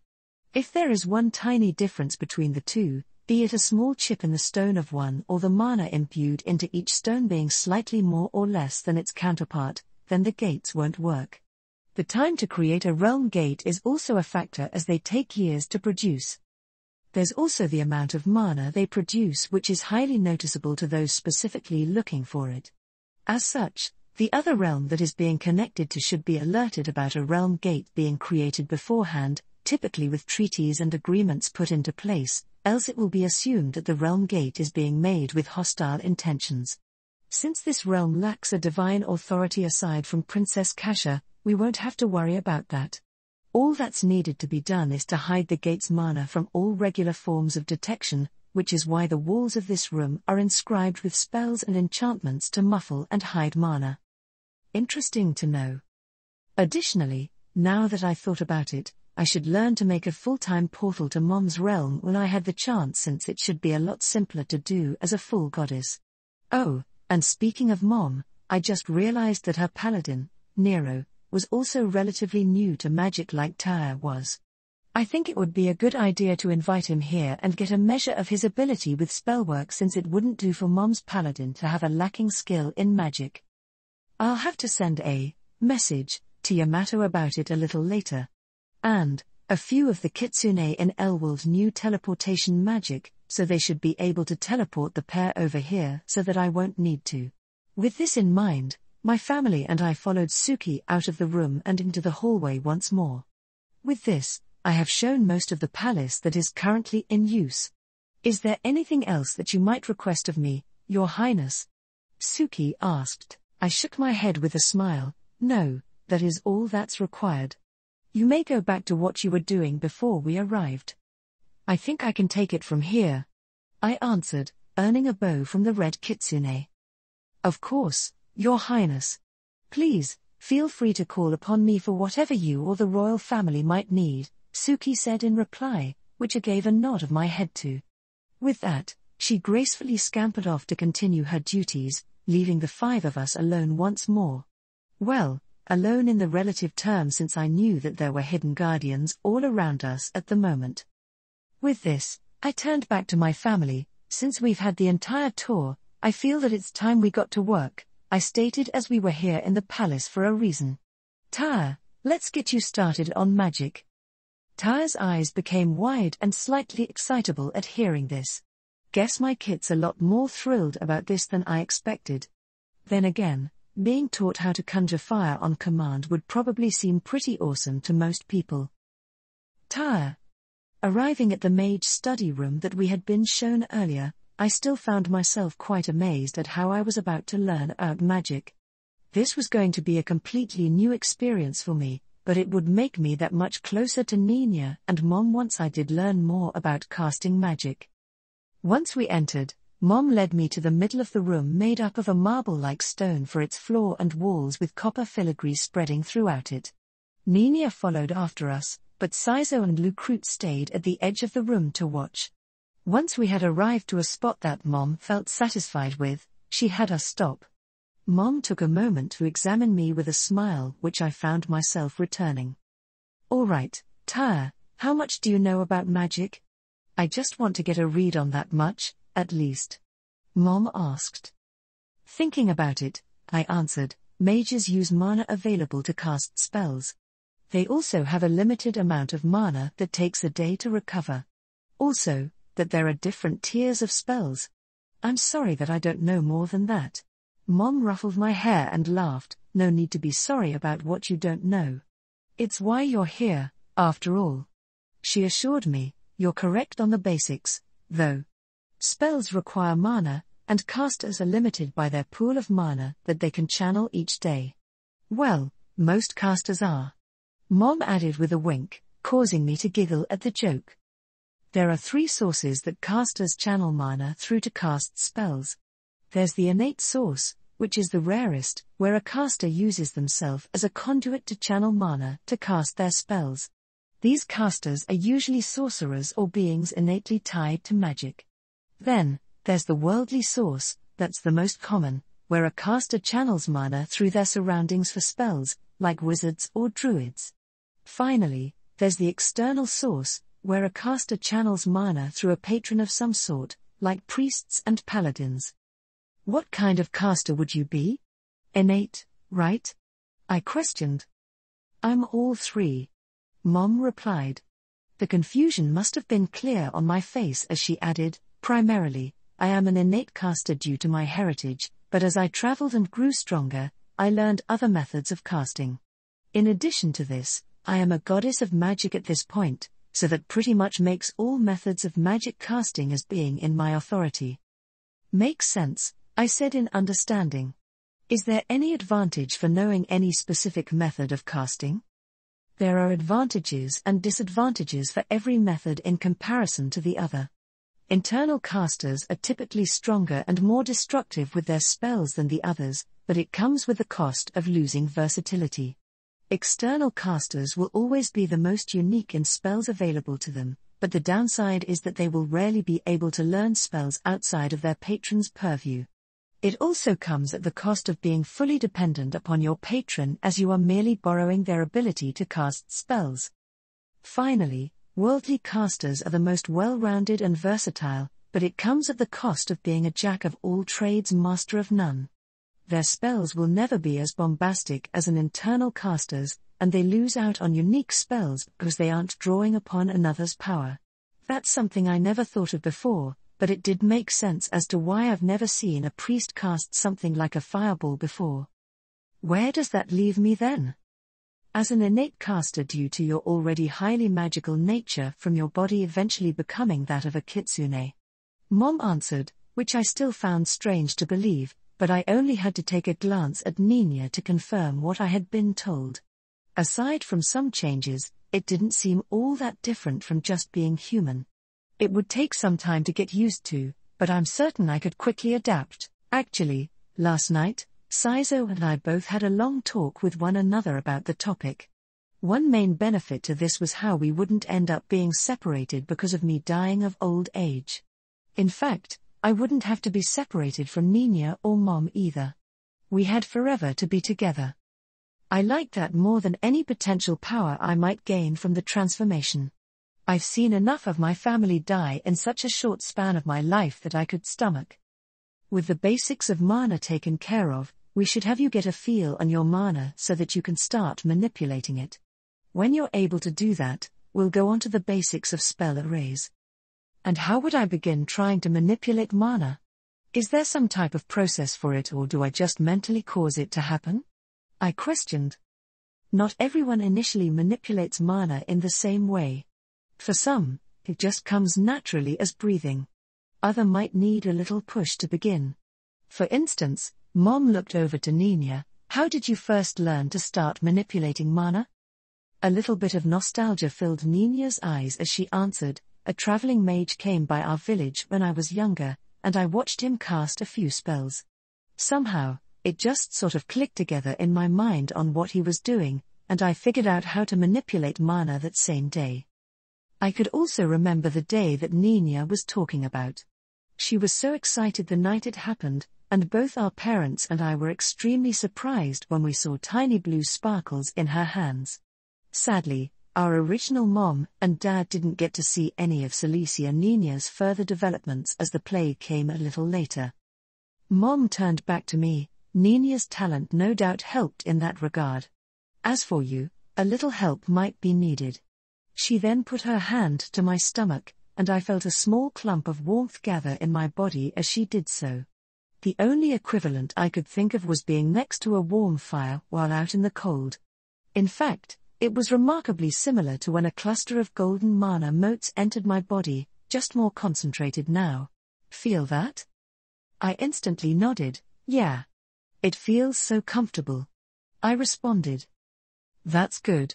It means your body is taking greater notice of mana within you. Now, I want you to concentrate on that exact feeling as I pull my hand away. If you can't hold that feeling the first time, then it's all right since we can just do it again. Mom consoled me and added, think of it like lighting tinder with flint and steel. Sometimes, it takes a few tries to get a spark. Mom then pulled her hand away, and I tried to hold on to that feeling of warmth as the feeling died down from a fire, to a small flame, and then to an ember. I held onto that feeling for as long as I could until it finally snuffed out. Looking up to Mom, I shook my head in disappointment. I couldn't hold it. Then we just try again. I know you can do it, kiddo, Mom said in encouragement while putting her hand to my stomach again, reigniting that feeling of flame within my body once again. Once more, she pulled her hand away, and this time, I closed my eyes and tried to just hold that feeling once again. The closest equivalent I could give was like trying to cup water in my hands as said water tried to wriggle between my fingers and escape from my grasp. A lot of this excess power escaped from the mental container I was trying to hold it in, but as it died down to a small fire, I was finally able to hold it in my grasp. I've got it, I announced excitedly. Good job. Do you think you'll be able to recall that exact feeling if you let it go? Mom asked. I'll try, I said while doing exactly that, letting that warmth go. Waiting a few moments, I mentally recalled that feeling of scooping up warmth and holding it. A pregnant pause occurred as I almost felt that I had failed to recreate my prior feat. But slowly I felt that warmth gather until I had grown it to the size I had before. Mom grinned proudly, I can feel that, Tyre. You're doing wonderfully. For our next exercise, we'll have you practice gathering and releasing your mana until it becomes instinctual for you. Okay, I said before letting the feeling go again until it fully dispersed, then starting again. Nina. Since Tyre is going to be busy with her exercise for a while, we'll start with teaching you the basics of kitsune illusion, since you won't always have me around to hide your furry bits. Mom told me, taking my attention off of Tyre, who was intently focused on the activity of summoning and dismissing her mana. Really? I said with enthusiasm, how does it work? I've never really seen any spell array appear whenever you do it, so I've nothing to really base the spell on. That's because it's more of a mental manipulation of mana than a spell. The idea behind it is to cover your kitsune features in mana before almost changing those features into a similar form to mana. Then, you overlay human features over what is hidden with the mana-like substance your features have become. Mom explained for a moment. Then, she decided to add, an analogy for this would be to see your kitsune features as clay covering invisible sticks which are attached to you. The mana you use to cover your features could be seen as the water you use to wet the clay so that it can become easily moldable. When you mold this clay and change it to appear human, you still leave those invisible sticks behind which the clay will reform back onto once you stop adding water to said clay. Mom's extra analogy did help to simplify the process, but it also was similar to a concept in a book I read about spell theory. This sounds exceedingly close to the theory that the mage scholar Pramacus Malon talked of. He theorized that everything, from people, to the ground we stand on, was made up of mana that could be manipulated and changed into anything else if one knew the correct spell array to do so. An inquisitive look filled Mom's face as she replied, he isn't that off on the theory. Everything is technically made of energy taking form in one way or another. Mana is just energy that allows one to change reality based on a user's knowledge and power of it. Kitsune illusion just allows us to transmute the mana of our highly magical forms to something else for a period of time. Did this Malon get any further with his research on this subject? A wry grimace filled my face at the question, not exactly.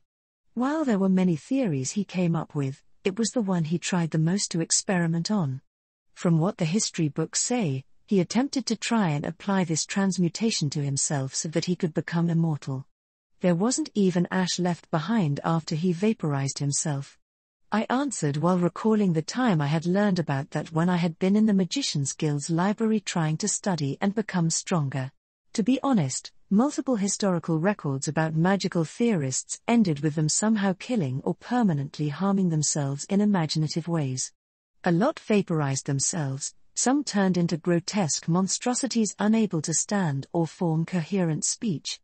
There had even been Gavlin the Dauntless, who turned himself into a crystal statue which resided in the capital's branch of the Magician's Guild. Part of the issue with these mages is that most weren't the most sane and cautious individuals. The other issue just came down to very bad luck. Shame, Mom said with an expression of disappointment. Either way, you are just doing a simple enough transformation. It's one that comes naturally to kitsune that have worked with magic enough. You'll get it down pretty fast. I gave her a raised brow. I wasn't always a kitsune though. I pointed out. Don't worry, instinctually, you are a kitsune. Even then, I know that you'll figure out how to do it, Mom said in encouragement. Just start simple and cover your tail, ears, eyes, and fangs with mana. You'll then try and infuse them with mana before attempting to shift it to a human appearance. Hearing this, I slowly began covering my bestial features with mana until they were fully cloaked. Then, I tried to change my features, but looking at my tail, I saw that nothing had changed. This is going to take a while, I remarked. We've got time, Nina. Mom replied. Nero. Day 39. As we entered the Lake Palace after being teleported here by a kitsune named Homura, I found myself glancing over to Yamato as he padded alongside me. Would you mind telling me the exact reason that I'm coming here for magic training instead of remaining in the village? I asked. The grey kitsune glanced over to me before rolling his green eyes. The reason, Nero, is because Her Highness is teaching one of her daughters the basics of magic and she has invited you to be taught as well. Because she is a goddess of magic, Princess Kasha knows more about magic than most everyone alive. Yamato replied, causing my brow to scrunch as I found a new question come to me. And why can't you just teach me magic like you've been teaching me combat? That earned a sigh from Yamato. You should feel honored to even be receiving instruction from Princess Kasha. Besides this, compared to Her Highness, learning the exact basics of magic from me would take much longer. I would prefer to hasten this process, wouldn't you? I smirked at hearing this. Are you saying that you aren't a good magic teacher? I teased the kitsune, getting an annoyed huff alongside another roll of Yamato's eyes. I understand the areas that I am slightly weak in. I am specialized in teaching you physical combat, combat-based magic, and paladin abilities. Teaching you the basics of magic would be a little difficult for me as I was more of a prodigy at learning magic and combat in comparison to you, Nero. Showing you how to physically move and fight requires less guesswork than manipulating mana. Yamato answered before going silent once again. Right, I said with a minor bit of amusement. At the same time, I couldn't help but feel slightly nervous. Even though I had already met with Kasha before, it was still odd to consider that I was actually interacting with a former demigoddess now goddess. But that didn't mean that I wasn't thankful for what she did to save my family and village. Speaking of family, I knew that Kasha had adopted daughters, but I didn't know much beyond that. Hey, Yamato? What did you know about these daughters of Kasha's? Yamato took a moment to consider the question before he answered. Her Highness adopted daughters at Tyre, who is her eldest that is a few years older than you and who you will be learning with, and Nina, who is her youngest around your age who has been Her Highness' student for a while now. And they're both human? I asked, confirming what I could recall. Yes. Yamato's answer earned a raised brow from me. You kinda hesitated right there. I pointed out. You will find out. I didn't know if I should be worried about the answer that he gave or satisfied with it. And I doubt that he'd care to explain any further. Unfortunately, that just meant that I'd have to wait and see what would happen. Hopefully, it wasn't anything that was too surprising. As we walked through the palace and into the throne room, I noticed that there weren't as many kitsune here as there had been last time. But that didn't mean the throne room was empty, because, aside from a kitsune here and there, I also saw the familiar face of Karin as the blue-haired woman approached us. "Hey, kid. Good to see you again, though I am a little surprised to see you here at the palace," Karin said before stopping in front of Yamato and I. She then patted me on the shoulder while I chuckled. "We literally saw each other 3 days ago," I remarked. Karin had come by the village 4 days prior to patrol the area. Oddly, this patrol of hers seemed to occur a lot around my family's home. Still, I did appreciate her stopping by to check on us. Karin even had dinner at our home that night. After that, she left the next day by being teleported. In fact, Kitsune coming to and from Elwold had become a pretty common occurrence at this point, either by traveling on foot or teleporting. Surprisingly, some of these Kitsune were even fully living in the village at this point like they were villagers. For instance, one Kitsune that had made a home near my family's house named Genshiro was actually starting up his own farm. Well, I think it was a farm since it didn't look like any farm that I had ever seen before. It was all being enclosed in this large building that he had been constructing from wooden frames and some type of glass-like material. Inside, it was warmed up by multiple braziers filled with foxfire that surrounded the tilled ground. More impressively, Genshiro had managed to build the entire structure within 2 days. When I had asked about it, he called the structure a greenhouse that would allow crops to be grown throughout the upcoming winter. All the farmers of the village were beyond amazed upon hearing about this. A few even asked if more of these structures could be made, which Genshiro said was possible if they requested it. At least the people of Elwold had something to distract themselves with after all the horror that we had gone through. It would take a long while before we got back to any sense of normalcy, but we were getting there. "Yeah, you are right about that, but your humans live such short lives compared to Kitsune, so it's best to appreciate the time with my currently favorite human.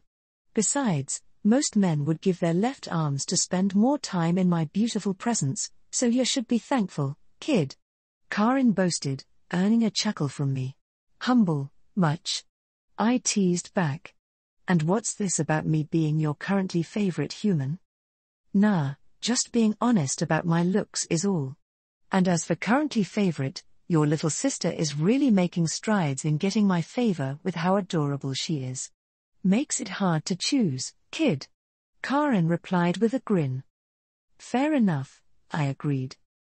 That got a laugh from Karin as she put her hands on her hips. "Now, while I'd love to believe that you came here to be blessed by my lovely figure, I'll have to assume otherwise. What brings you and Mr. Grumpy to the palace?" Yamato gave a slight grunt of annoyance at the nickname. Then, he spoke up, "I am bringing Nero to Her Highness, Princess Kasha, to be taught the basics of magic alongside her daughter, Princess Tyre." If Yamato froze mid-sentence as he sniffed the air for a moment and then gave an exasperated groan. "Karin, would you please escort Nero to Her Highness? I need to take care of something." I gave Yamato a curious look. "What is so important that you need to take care of it right now?" I questioned. Yamato was already padding away from us before answering over his shoulder, "An idiot." My eyes made a questioning glance to Karin's. She snorted in amusement before answering, "Appears that Yami found out his brother is here. It's for the best that we go the opposite direction he's heading, and lucky us, Her Highness is in this direction." She started walking and I followed right after. "Why is it best for us to get away? Does Yamato have some feud with his brother or something?" Karin shook her head, "Not in the slightest. It's more of a clash of personalities. The two idiots, and we're including Yami as an idiot, regardless of what he says otherwise, tend to show their brotherly affection in a physically violent way. Their personalities are like oil and water, so one brother can usually do something that ticks off the other. No doubt, Yami will definitely want to kill Saizo when they meet." "How can you be so sure?" A wry grin grew on Karin's lips, because Saizo has become romantically entangled with Princess Tyre while being her guardian. I couldn't care less about it, since Princess Kasha didn't kill him immediately, which means that she approved of the relationship. Unfortunately, Yamato is a bit of a stickler for duty, so he's going to see this as Saizo shirking his responsibilities. "Should we be worried?" I asked cautiously. Karin ruffled my hair in reply. If neither has killed the other at this point in their centuries of living, then I'm really not worried, Karin said without worry. I guess I'll just have to trust you on that. I mused while still feeling a bit of worry for my teacher. Yamato wasn't the most personable person around, but I was steadily becoming attached to the serious fox. Hopefully, nothing too extreme would come from his meeting with Saizo. Trying to take my attention off of my thoughts on Yamato, I asked, so, do you know what Kasha's daughters are like? Might as well find out now if I might be interacting with them for a while. Karin seemed to put some thought into it before she replied, both girls are quite humble and very kind to others. While those are the similarities, they share quite a few differences. The older sister, Princess Tyre, is the more confident and outgoing of the pair. And, just like your kid, she is relatively new to using magic, so you'll be in the same boat of learning like her. As for Princess Nina, she can be a bit unsure and shy at times. She also has a studious nature which, when combined with her natural talent as a mage, makes her pretty advanced compared to other mages. That's good to know. Thanks for the information, I said appreciatively. You're welcome, kid. We exited the throne room and walked around the palace halls, making turns here and there. While Karin and I walked down the hallway to the room where Kasha was to be teaching her daughter and we turned a corner and I found myself crashing into a girl reading a book as she came out of a room. This caused her book to fall to the ground. I'm so sorry. I should have paid attention to where I was going. I apologized profusely as I leaned down and picked up a leather-bound tome with a blue flame design on the cover. It's all right. I could say the same about myself. The girl replied. Then, I stood back up and got a better look at the girl, allowing me to note that she was a kitsune, like almost everyone else in this palace. Though, unlike all of the other kitsune I've seen so far, she only had a single brunette tail. In addition to this, the girl appeared a lot younger than the other kitsune I've seen before. Like her tail, she had long brunette hair tied into a ponytail and a matching pair of ears that stuck out from the top of her head. And just like the kitsune I've seen before, she had a pretty face. One thing that I found myself being drawn to were her literally glowing golden eyes filled with slitted pupils. As for her clothing, it consisted of a pair of boots, gloves, and a dress that were all a matching shade of green.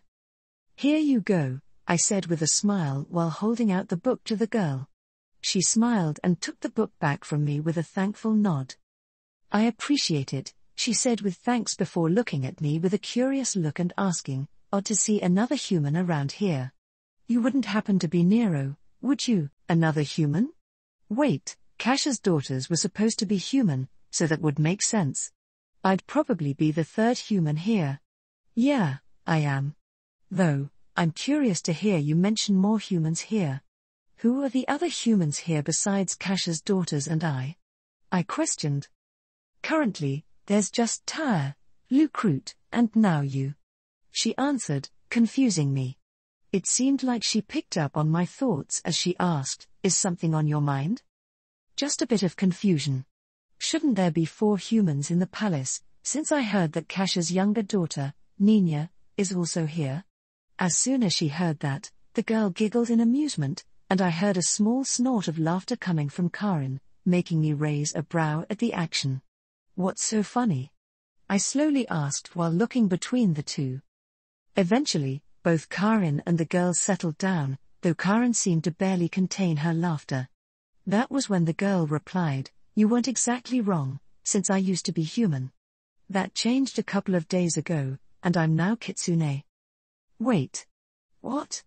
I found myself exclaiming in surprise before Karin burst out into another fit of laughter. Glancing over to Karin, I immediately asked, why didn't you tell me that? Because I wanted to see the surprise on your face when you found out. Karin answered between fits of laughter as she patted me on the back. This only made me narrow my eyes at the kitsune. Ha ha, nice surprise. I shot back with a heavy dose of sarcasm. Quickly, I turned my gaze back to Nina, sorry about any kind of insult I may have given to you, Recalling some of the etiquette lessons that Yamato had given me before we arrived, I quickly added, Princess Nina. An expression of embarrassment grew on the girl's face as she waved my apology away. No apology is necessary. You didn't know, so there is nothing to be sorry about, Nina said with a reassuring smile as she tried to temper down her blush. Also, you don't need to refer to me by any titles of royalty. It's still strange for me to hear the kitsune around the palace call me princess or highness. That got a small chuckle from me while I nodded. That's pretty agreeable. Truth be told, never in a million years did I ever think I'd get close to interacting with royalty. I came from a village on the outskirts of the empire, so somehow talking with the emperor was more like a funny little dream any of us from the village could imagine. Nina's tail seemed to flit to and fro behind her as she heard this. I know the feeling. When I was little, the girls in my village would pretend to be princesses like in the fairy tales we'd hear. Never would have thought that I'd actually become one after being adopted by a goddess. Funny how that ended up happening. Yeah, it is, I agreed. That was when Karin spoke up. Princess Nina, is your mother still with Princess Ta in the training room? Nina nodded in reply. I was there a few minutes ago and they were both still there. I was just about to head back to them if you don't mind me tagging along? Nina answered. Karin and I shared a look before glancing back to the brunette mage and nodding. I smirked and teasingly added, how can we deny a princess's request? Besides, this is your family's palace, so I think that means you have free rein to do what you want here.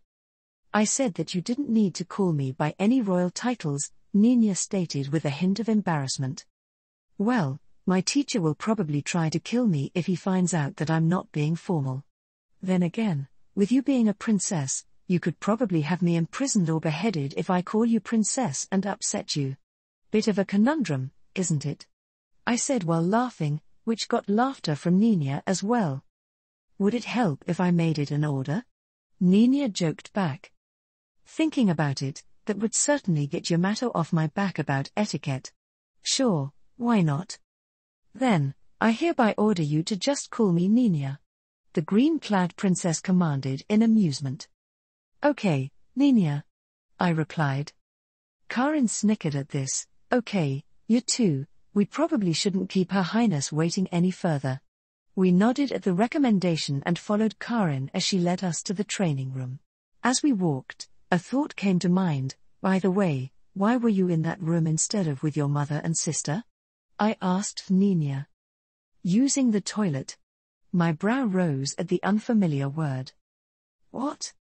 It's something that's better than using a chamber pot. Nina responded quickly as realization dawned on me. She was relieving herself. Oh. I thought aloud as I suddenly felt like an idiot.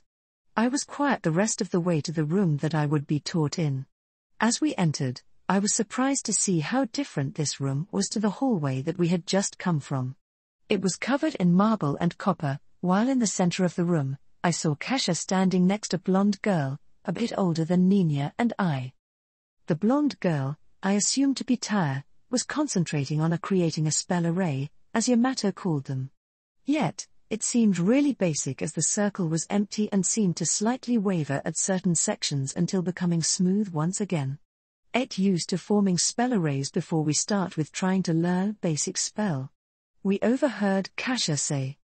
It was after she said this that Kasha finally turned to look at us with a welcoming smile. Good to see you again, Nero. And it seems that you've already met up with Nina as well.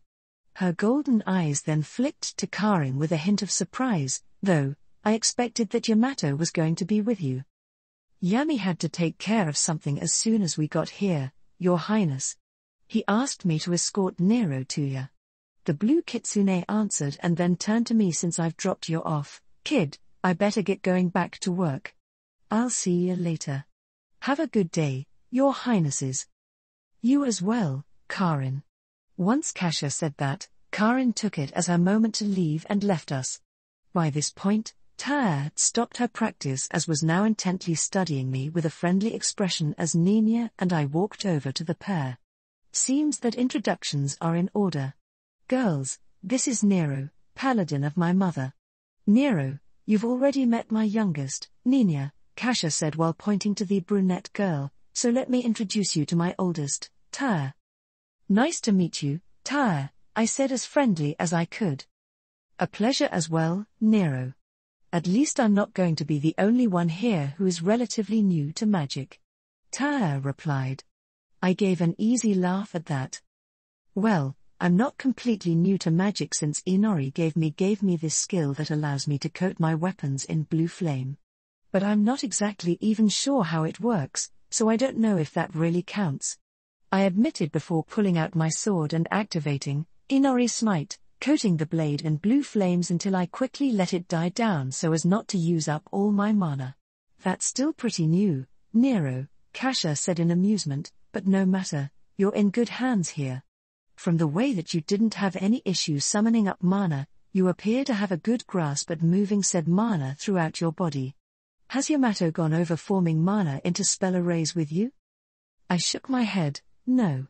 He's mostly been trying to work on my physical skills alongside increasing my time limit with Inori Smite, by increasing my mana capacity. I answered. How's he going about doing that? Kasha questioned. For the first few days, he was just having me use up all my mana for the day by keeping my skill continually activated.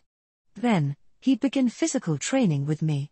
It's only been the past few days that Yamato's had me mix magic into my attacks during physical training. Though, he makes certain that I've used up all my mana before training ends, I said while recalling Yamato kicking my ass, even when I used magic in my attacks, while he just fought with a one-tail handicap. That's good for a start. Kasha remarked as her brows furrowed in thought. Then, she looked over to Nina, do you use up all of your mana before the day's end? Nina looked slightly confused at the question before she shook her head. I don't that often. Magic users are taught to be highly conservative with our mana as we never know when we might need it. Nina explained. Mages who can't cast spells are typically useless in a fight, otherwise. The blonde goddess gave an odd scrunched look at the girl. That's a waste of mana, at least, it's a waste if you're somewhere you know is completely safe. It's a bit reasonable if you're out in the middle of the wilds at night and are uncertain on your safety. The three of you should try to expend all of your mana at the end of the day if you are able to. Imagine your mana capacity like a muscle that needs to be trained to become stronger. This certainly explains why a lot of the mages in this realm seem to have such a low mana capacity. Mages here are all being excessively conservative on mana and have a narrow mindset on training. I'll have to look into this later. Kasha mused to herself at the end. Never thought of it like that. Nina thought aloud as I pondered on how magic users were normally taught, if not the way Yamato, Kasha, and their people learned. I could only assume that it was just differences in cultures, alongside having two goddesses of magic that heavily interacted with their subjects. Well, since you have become aware of it, I hope that all of you put it into practice.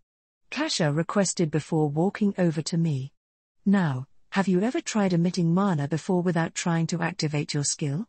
I shook my head at this, earning an understanding nod from the blonde. Then, I want you to try and focus your mana out in front of yourself into an empty circle. Cocking my head at the goddess, I asked, how would I go about doing that? By simply thinking it. You already do the same by sending mana to your hand to activate your skill. Just imagine doing something similar to this, except that instead of your hand, you want it in front of yourself in the form of an empty circle. It's as simple as that. Just close your eyes, conjure up your mana, and think about where you want it to go. The rest will follow. Kasha explained. Closing my eyes, I pictured the way that mana would flow in my body and through my arm whenever I activated Inori Smite. Yet, this time, I didn't let it stay in my arm, and instead imagined it leaving my body as a circle that would hover in front of me. And, as I thought this, I felt a warmth exit my body before I could somehow feel it hover before me, almost like being connected by a thin line of string. Look at that, you're already well on your way to the beginnings of a spell array. Upon Kasha saying this, my eyes quickly opened to see the circle of blue mana that floated in front of me.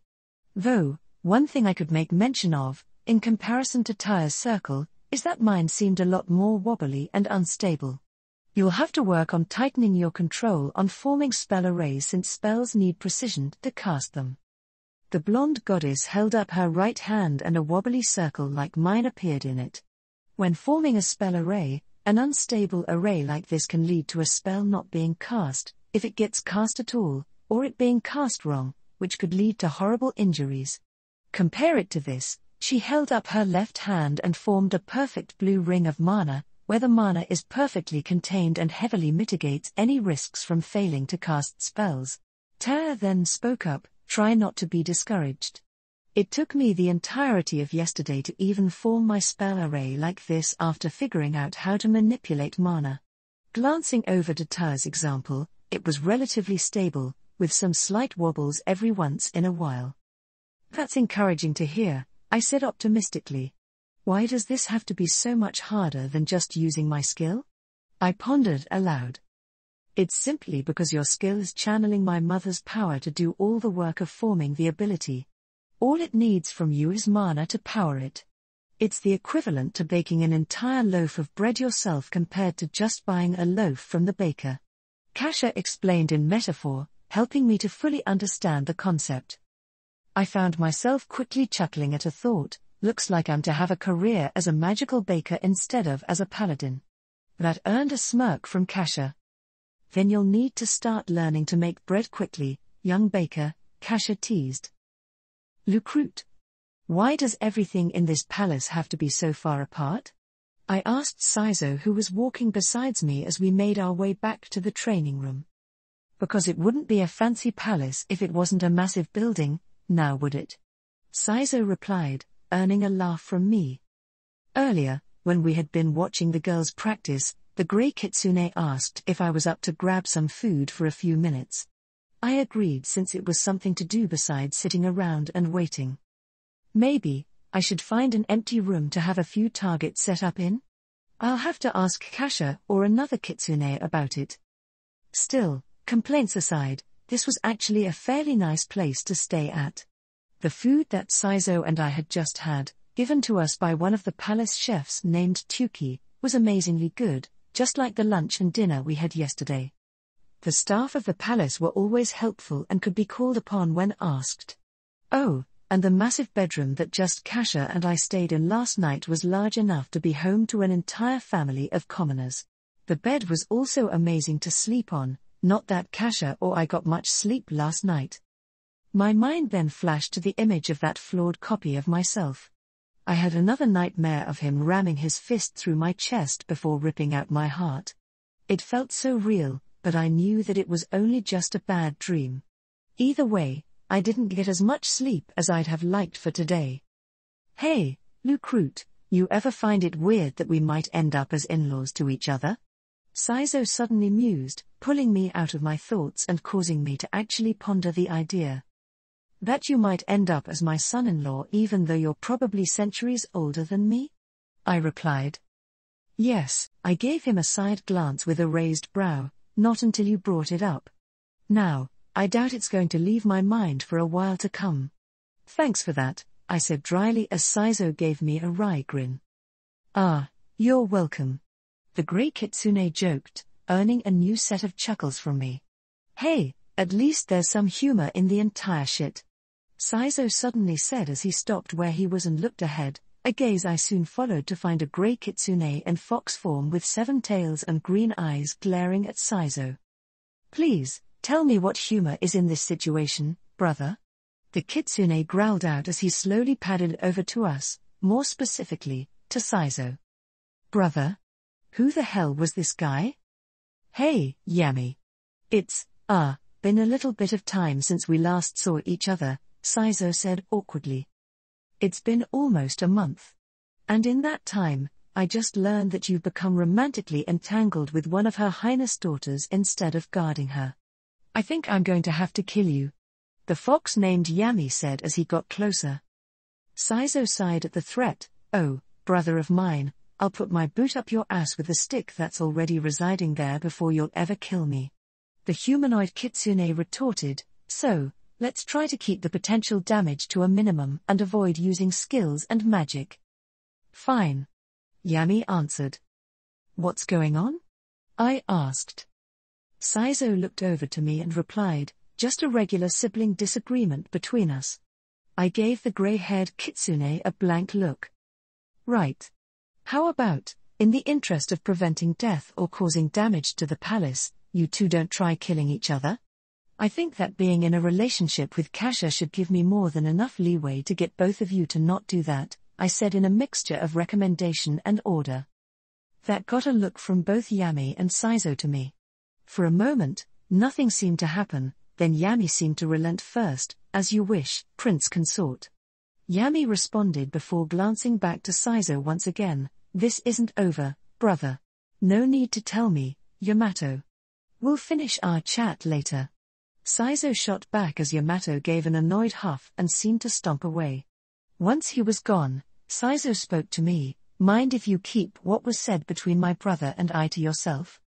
He did say that he planned to kill you, and, sibling or not, it sounded like a promise on his end, I said back. Saizo shrugged. We always say that we're going to kill each other. My brother and I are still alive after all these years, so it's got to count for something. At least, I think so. Besides, I'll owe you a debt of gratitude if you keep quiet. No doubt this was because he didn't want Ter to worry, and he definitely didn't want Kasha to get involved. So long as you don't end up going missing one night with your brother still around, my lips are sealed.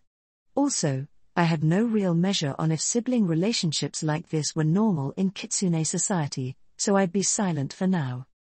You're a real pal, Lucrute, Saizo said while patting me warmly on the shoulder. I promise that I'll pay you back for this in the future. I smirked. I'll hold you to it since I never know when a favor from a powerful kitsune might come in handy. Yeah, I could already think of a few good uses for a kitsune that could help me set up a surprise in the future for Kasha. After all, with her hearing, sense of smell, and magic, trying to hide anything from her, like a surprise name day celebration or a gift, was extremely difficult as a relatively normal human without any of that more complex magic that was beyond me. There's another thought. She has told me that her name day's on the 9th day of the 9th month, so that would be coming up within a month. Great, now I'll have to think of what to get for her. Later. Nero. Rocketing up from where I slept, I was breathing heavily and covered in sweat. My thoughts were filled with the recollection of the nightmare I had tonight. Of watching Mom die in my arms as Aletta and Grandpa were tortured. I've had similar nightmares like these every few nights that was shared with quite a few people in my village. Doubt that I was going back to sleep for a while, so might as well take a walk and try to clear my head for a bit. That usually helped me go back to sleep. That, or I just did some nightly training to work on my swordplay. At least I'd be doing something useful since walking around a bit of the palace would help me get used to where everything was. Pushing myself out of bed, I made my way through the darkened room, lit only by whatever moonlight seeped through the windows, and over to where my clothes were and threw a shirt on. Then, I stumbled to the door and opened it to the hallway lit by torches of foxfire. Stepping onto the stonework in my bare feet, I picked a random direction and started walking down the hallways. Every once in a while, I'd pass by one of the kitsune patrolling the palace who would give me a nod before going on their way. It felt doubtful that these kitsune were the only ones monitoring the area since I'd sometimes get the sense that something was watching me, but I couldn't spot it once I began looking around. With that being the case, I opted to try and ignore the feeling so that I could continue walking in peace. At least, I would have, if not for Nina coming around the corner of the hallway up ahead, not particularly seeming that surprised to spot me. She also appeared like she had just gotten out of bed as well since she wore a green gown more fitting for sleepwear while her hair and fur seemed messier than last we saw each other. Surprised to see you awake at this time of night.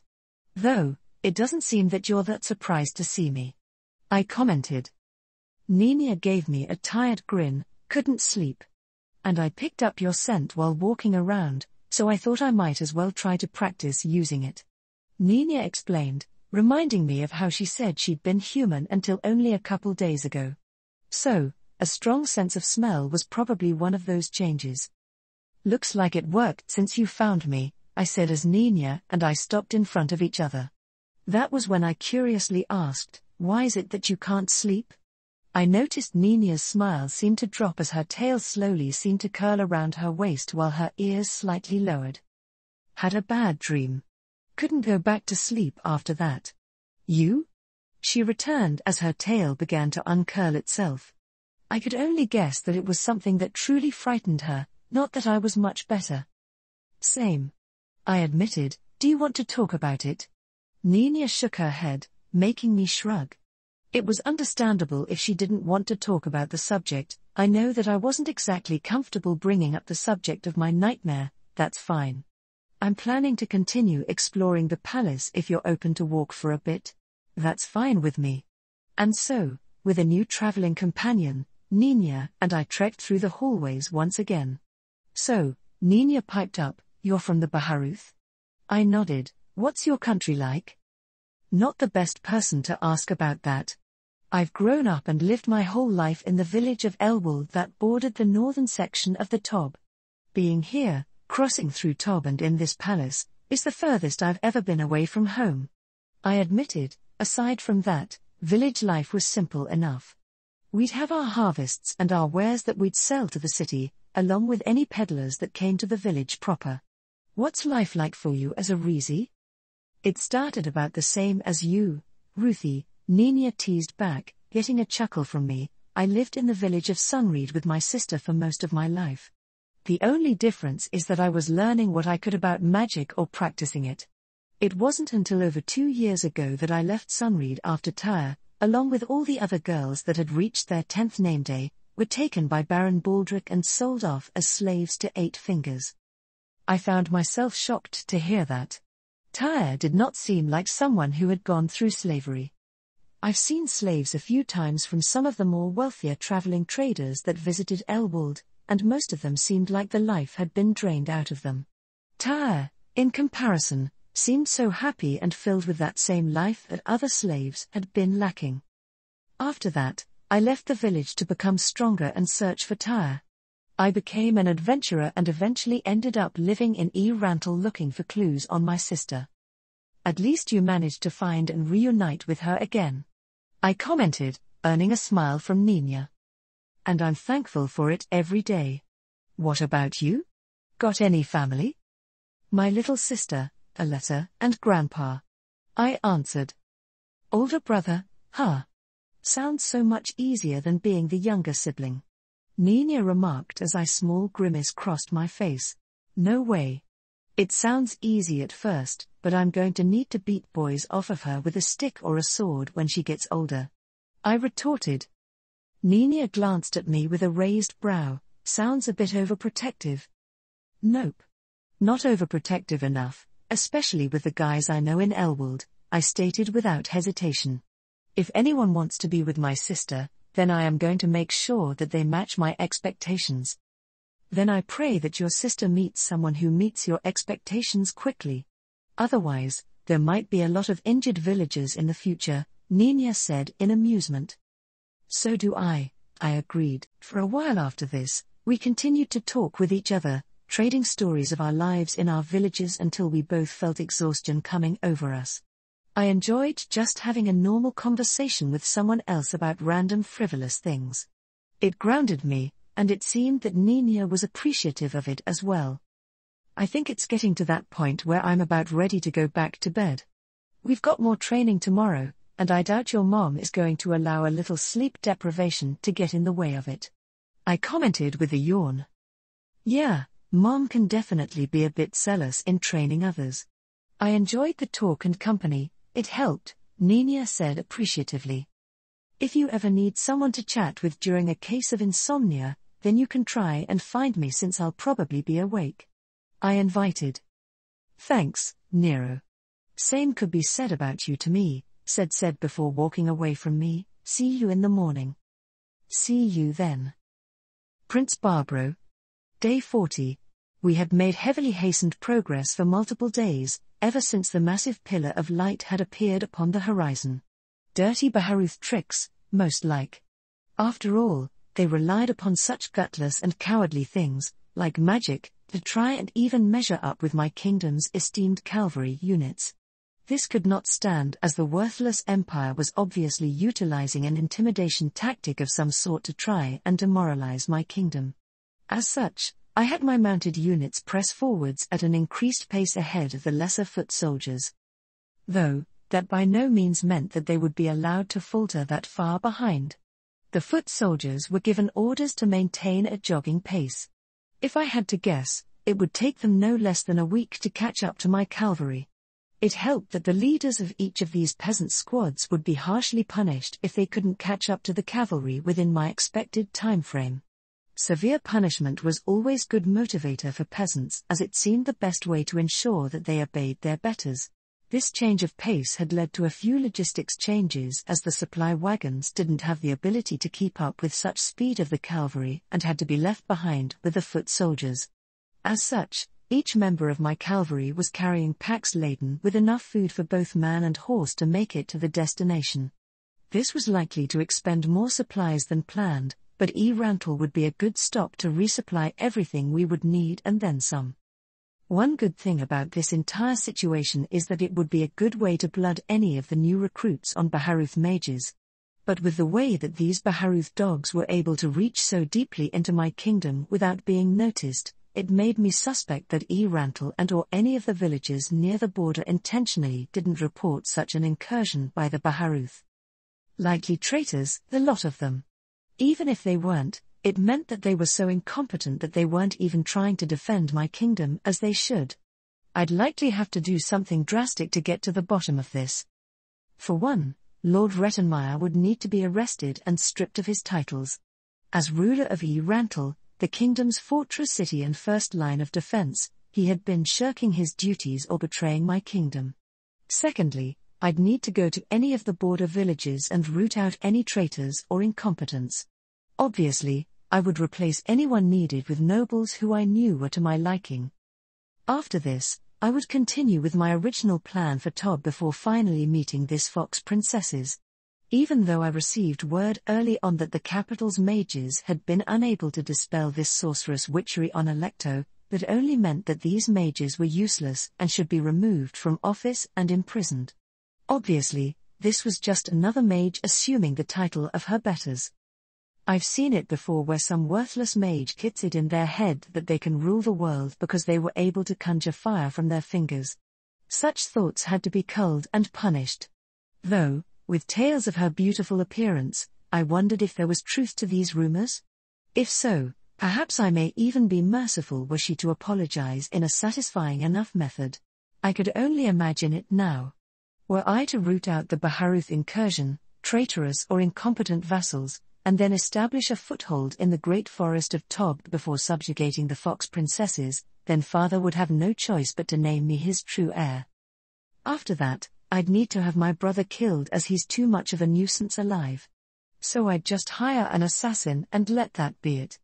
With that taken care of, I'd deal with father as well if he doesn't die or abdicate soon enough. As for Renna, I would sell her off for a political alliance or just gift her to one of my close allies. I didn't need her useless whims for peasants to get in my way. I have no idea as to why father just allowed such ideas from her, and even enacted some of them. For instance, what was wrong with slavery of peasants? They already devote their lives to the kingdom, so making them slaves wouldn't change much about it. Actually, it could only enhance our economy, as the kingdom could actually just tax slaves openly instead of letting all of the money be traded under the table. Same with the drugs that were banned. There might be some things that I didn't fully agree about with Hilma, but those two subjects were not any of them. Her arguments and talks about revitalizing both markets legally were highly convincing. What we need is more money, alongside troops. The best thing to do is hire mercenaries to die for the Riastais as a start. I'd try to hire them from the Baharuth to take away any mercenary bans they could use against us. After that, I'd increase our conscriptions of the peasants, as we need more troops, not food. Besides, if enough peasants died in the upcoming conflict, then we wouldn't have much of a food issue anymore, as my kingdom wouldn't have as many mouths to feed. And then, I'd finally conscript the adventurers of the Adventurers Guild. For too long have we had a fighting force at our fingertips and haven't used it. They were residents of this kingdom, so they should use their skills to fight for it. Things would change once I was in charge. As I crested a hill with my soldiers, I was baffled at the sight of what seemed to be the beginnings of a settlement that was an absolute hive of activity, as people could be seen moving about the area, with a few gazing over to my cavalry and I. A settlement like this should have been reported to the kingdom immediately. Even more, it seemed to be in the same area as the origin of the Baharuth's intimidation display. This could only mean that these people were the beginnings of an invasion in the middle of the kingdom, or they were aiding and abetting our enemies. Your Highness, what are your orders? My commander, Ashton Baldric Carthel, asked as he raised the faceplate of his helmet. He was a noble son of the Carthel family, which produced fine soldiers that have served the kingdom for generations. I, and 10 of our best, shall meet with these peasants and get to the bottom of this. Should their answers prove unsatisfactory, we shall put this place to the sword. As we do this, have our units surround the settlement in preparation for my signal, I stated. Ashton gave his agreement and called out some names to the men behind us. As he did so, I put my steed to a light trot, as I had no true reason to fear the peasants up ahead. As Prince of the Kingdom, they would parley with me, since I was being so kind as to even speak with them instead of putting them down to be done with this whole affair. If these peasants were smart, they should be coming out to bow before me. Behind me, I could hear the hoofbeats of the riders who were accompanying me. Yet, ahead of me, 2 figures walked out from this settlement and approached us. One was a man with red hair streaked with blue, who was garbed in robes reminiscent of a priest. The other was a veiled woman with red hair wearing a scandalous white dress. Was this woman a whore or concubine of some sort? Once we grew close enough, I halted my horse and signaled for my men to do the same. Greetings, riders. For what purpose does the illustrious army of the Re-Estais visit us? The woman asked while giving a bow of her head to us. Why would the man next to her let this woman speak for him? I am Prince Barbaro, your prince and heir to the Re-Estais kingdom. I wish to know who you people are, what this settlement is doing here, and where the Baharuth mages that conjured that golden pillar have gone. I commanded. Of course, Prince Barbaro. The woman replied with a smile visible through her veil. What grabbed my attention for a moment was when the brim of the woman's conical hat briefly rose enough to catch what looked like a glowing gold in her eyes. I am Priestess Evelyn Carthright. Next to me is Priest Perimu, said priest gave a nod of acknowledgement to me. What slightly incensed me was the way that both of these peasants didn't show me the groveling respect that I deserved. That was already a black mark to them, as obviously Baharuthian scum were unlikely to show me the proper treatment that Re-Estais nobility should be given. Perhaps it was due to them being so utterly shocked and surprised at my sudden appearance that they forgot such decorum. Currently, Your Highness, the red-headed beauty began, pleasing me to hear that her senses had come back enough to recall how she should act around her prince. This is a nameless collection of houses that have been built around the temple of the Fox Princess by her followers. My eyes narrowed at hearing this name. This witch was already building up her forces within my kingdom instead of still residing in the forest. I can now effectively confirm that this witch planned to take my kingdom from me. I understood it now. It all made so much sense as to why this fake goddess arrived just before the Baharuth and Re-Estais were to battle once again. Especially when this goddess enchanted Electo to name a large number of nobles of the kingdom as being associates to 8 fingers. This was all to sow chaos within the kingdom so that it would be unready. This place came to be. I tired of being lied to by this peasant, as I understood her game now. Deception of this nature could never escape my mind. Cease your prattling. You would dare try to deceive me, the prince of the Re-Estais? I know of this bestial witch who claims to be a goddess. I also know of who her true masters are. Obviously, the Baharuth Empire are employing this witch to weaken the Re-Estais through a false faith, alongside using magic to cow and intimidate the people of the Re-Estais. I accused, knowing that these Baharuthian spies or traitors had been caught in the act. The woman, obviously terrified, began to plead with me for leniency. Please, Your Highness, what deception are you talking about? I have not lie. And now, you are creating this garrison of cowardly spellcasters to cut off Rantel in preparation for the Baharuth Empire's forces to invade, taking the city and region, I said while drawing out my sword and pointing it to the man and woman. Bring out this witch immediately and you might survive this day, Baharuth scum. This was when the man stepped in front of the woman, shielding her. Your Highness, I believe that you are making a critical misjudgment. We are not affiliated with the Baharuth Empire. Please, let us discuss this peacefully and prevent any bloodshed. The man said with a deep, gritted voice. My eyes narrowed at how this peasant dared to accuse me of being wrong. Behind him, I could see the woman praying, as if the four would ever deign to help her. I command you to bring her out now, before I order my men to run this whole settlement down. The peasant had the gall to try and glare at me. Without receiving any response, I went to signal my men to attack until a golden light appeared before me.